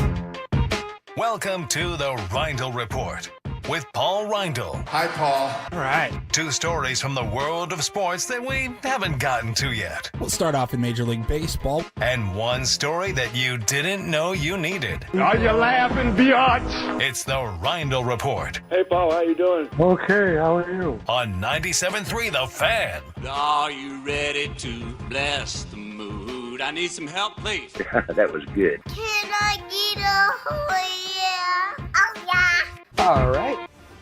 All right. Good morning, everybody. Good morning. First RR of the year. Forget how long that open is. It's very long. I'm talking about missing a couple of weeks. All right. I would like to start in the NFL, guys. Told you, kind of teased it heading into the break. Some disgruntled employees in the state of Florida, actually, in particular. We're starting the NFL. Tyreek Hill is he's done, or he's out as he himself said after the game yesterday, and he did not play in the final quarter. This was a game that Miami had to win. Yeah, dude. And he did not play in the fourth quarter, and then afterwards Took himself out, yeah? Yeah, he said, I'm done. First time he's never made the playoffs in his career, and he did not like that. Your thoughts? I thought we were going to hear from him. I was waiting to for a hear second. from him. He's still under I got it contract. Okay. Okay. You guys want to hear it? Yeah. This is my first time. I haven't been in the playoffs, man. So, I mean, for me, like I said, man, I just got to do what's best for me and my family, dog. If that's here, if that's wherever the case may be, man, I'm finna open that door for myself, dog. As I'm opening the door, like I'm out, bro. I'm out. You know, so it was great playing here, but oh, You mean you thinking about leaving here? if it is, hey, Walks away. Yes. Yes. Mixed messaging, because the first part of it, he said something. What did he say? He said, whether it's here or somewhere else, right? I'm gonna get my bag, right? And then it was like, I'm out. It's like it hit him, and he goes, "No, I'm out. I'm out." And then but he signed a 3-year deal. He's got 2 more years left with the They just Dolphins. restructured it heading into this year to raise his guaranteed money. It's like over $100 million now. I mean, that's your bag. You got your bag then. I get he was frustrated and it was a disappointing season, but I mean, your choices right now are either play for the Dolphins or retire. Now, you've seen his post-retirement plans, right? No. Oh, you don't? No. He already has his career picked out. What is he doing? He's going to be a porn star, he says. Oh, yeah. He's talked about that many times. I don't read Future Porn Star Daily like you do, but anybody else that you wanted to... He is on the record saying that when his football career is done, he would like to get into the adult film industry. As an Talent, yes. actor? An actor, yes. Not a director. No, he wants to act in the industry. He needs to be examined. Who says that out loud? Who says it out loud? A guy with $100 million still hanging in the mouth. Who's like, I can't wait to give this all up. Holy crap. Forgot about that. Tyler says, Ben always keeping an eye on the prospects coming down the line. Yeah, he's a prospect hugger. Bro, he said this? He How did. did I Oh, yeah. miss No, this? I feel like 2023. It's right up my alley. 2023, he was on a Twitch stream. He said, "Oh yeah, that very much serious about wanting to be a porn star." I remember this. Yeah. I would imagine, given his notoriety, he will be given the opportunity to do so if he wants. I think he has, I believe, how many children does he have? 10 Quite a few. already? Usually they take precautions against that in Bro, the industry. they do, but if I've got 10 kids, here's what I'm not doing. If I got 10 kids, you know what I'm not doing?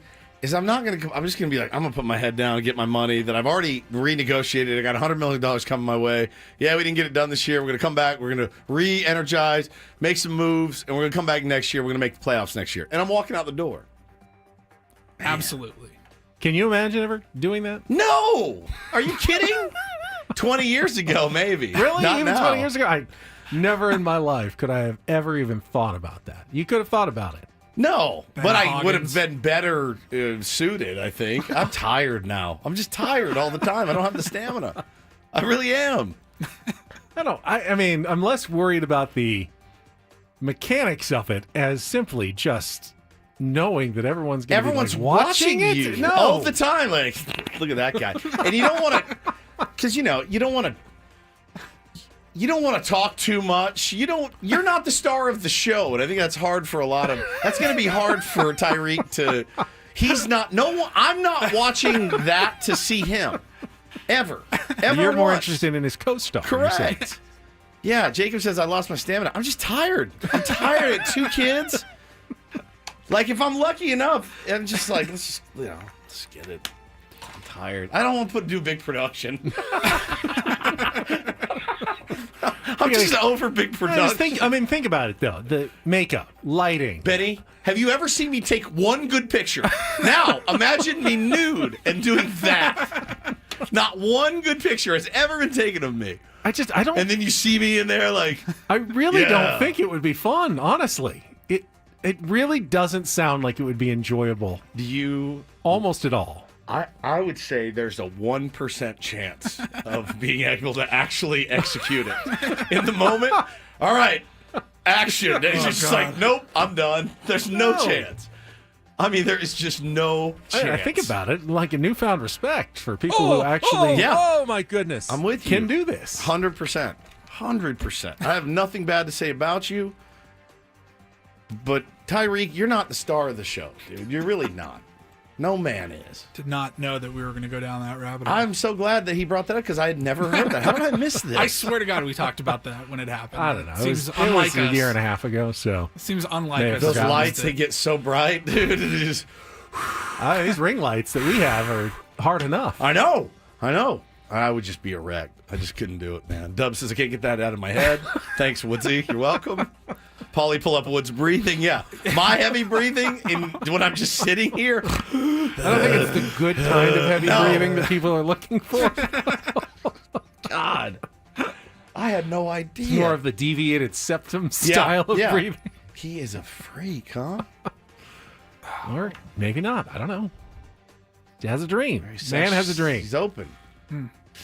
All right, well, moving on. Thanks, Paulie. From Miami superstar to Miami superstar, this time in the NBA. Did you guys follow anything that happened with Jimmy Butler? So I wish I got it, dude. I really wish I got it. Had been involved in trade rumors pretty much all season long. I think his agent had kind of leaked some information out there that Jimmy's not happy. So the agent disputed. Shams went on and was like, Jimmy Butler's unhappy and he wants out of Miami. So Shams breaks that. The agent then responds and was like, that's not true. You don't know what you're talking about. You're a bum. And then a week later. Yeah, so this was on, I think, the 2nd or the 3rd, so last weekend. And Jimmy Butler was doing his post-game interview and talking about his future, or he was asked about his future. Here's what he had to say. Here's what landed him a 7-game suspension by the team. What do I want to see happen? I want to see me get my joy back from playing basketball, and wherever that may be, we'll find out here pretty soon. But I want to get my joy back. I'm happy here, again off the court, but I want to be. So he likes living in Miami. Back to somewhat dominant. I want to hoop, and I want to help this team win. Right now, I'm not doing that. Can you get your joy back here on the court? Probably not. Probably not. Looking for his joy back on the court. I So always he's not going to liked find him it in Miami. I always liked him a lot. I thought he was a really, really, and he is. I think he is a really good player. I hate this for him, though. I hate that he's, first of all, in that mental space. We've all been there. Yeah, it sucks. It sucks. The problem, because of the NBA's salary cap rules, there really is no, and Brian Windhorst reported this yesterday, they're not getting any offers. There's no trade that really makes sense for both the Miami Heat and another team that would work out with the financials in play with Jimmy Butler. So their hands are kind of tied here. And now Jimmy Butler's painted himself into, I'm unhappy. I don't want to be here anymore. But they can't trade him really anywhere. So is that a valid suspension, in your opinion, then, by the team? It's an overreaction. They suspended him for 7 games, and they said through his actions and statements he has shown he no longer wants to be a part of this team. Jimmy Butler and his representatives have indicated that they wish to be traded, therefore we will listen to offers. You can, I know the NBA you can PA bench is him fighting without it. suspending him. We're going to give Jimmy a couple of days off to, load management or something. The fact that you're suspending him to not pay him, though, I think that's going too far in this case. Handle it in a better way if you're the Miami Heat. Maybe he'll find some joy if you handle this in a more player-friendly fashion. Yeah, I don't. Yeah, the suspension. It's not like he's been a troublemaker. No, his whole career, it's just you know what it is. It's their feelings are hurt. Their feelings are hurt. His feelings are hurt. Didn't he sign a huge extension? Oh, yeah. Oh, yeah. I mean, again, sometimes it doesn't go your way. The promises aren't delivered upon. But the contract is there for a reason, and you need to either play out your contract or you're well within your rights to say, I'd like to be traded, right? Yeah. If it doesn't work, you still got to give your best effort to the team that's paying you, in my opinion. Yes. But that's called being a professional. Correct. And it's sports. Tyreek, same thing. You're not going to make the playoffs every year of your career. Yeah. There's going to be down seasons. Your team is going to have injuries. They're going to have ups and downs and fluctuations. And as a professional, You have to be able to get over one bad year and go, all right, this hasn't gone the way I wanted. Let's dig deep and let's make it better next year. Yeah. And, do the best we can right now while I'm on the court. Tough, dude. Tough. It's really tough. I hate that. You can see it in Jimmy's face, and he's just like, I just want to get my joy back. It's sad to hear that. It's sad to It's hear. weird, though. Everyone likes Spo, so it's not the coach. Yeah. I mean, if it was the coach, you're a star player. Just force your coach out. But I don't think want that's to be out it. there. I want to lead this team to the playoffs, and I just can't do it. And that's I wonder what it is. Taking the joy out of it. Yeah, I wonder what it is. Yeah, I don't know. But, all right, that's the sports. And then we mentioned, what did we say? It's Three Kings Day today. Take down your Christmas tree day. Yeah. It's also Happy Divorce Day out there. Do you say Happy Divorce Day? I think in some cases you might. Might. Yeah, I was reading here. It's the #1 day of the year for breakups. I go After the holidays. I guess that's interesting. I can't do but this anymore. Yeah, you think everybody? Okay, a lot of guys were home.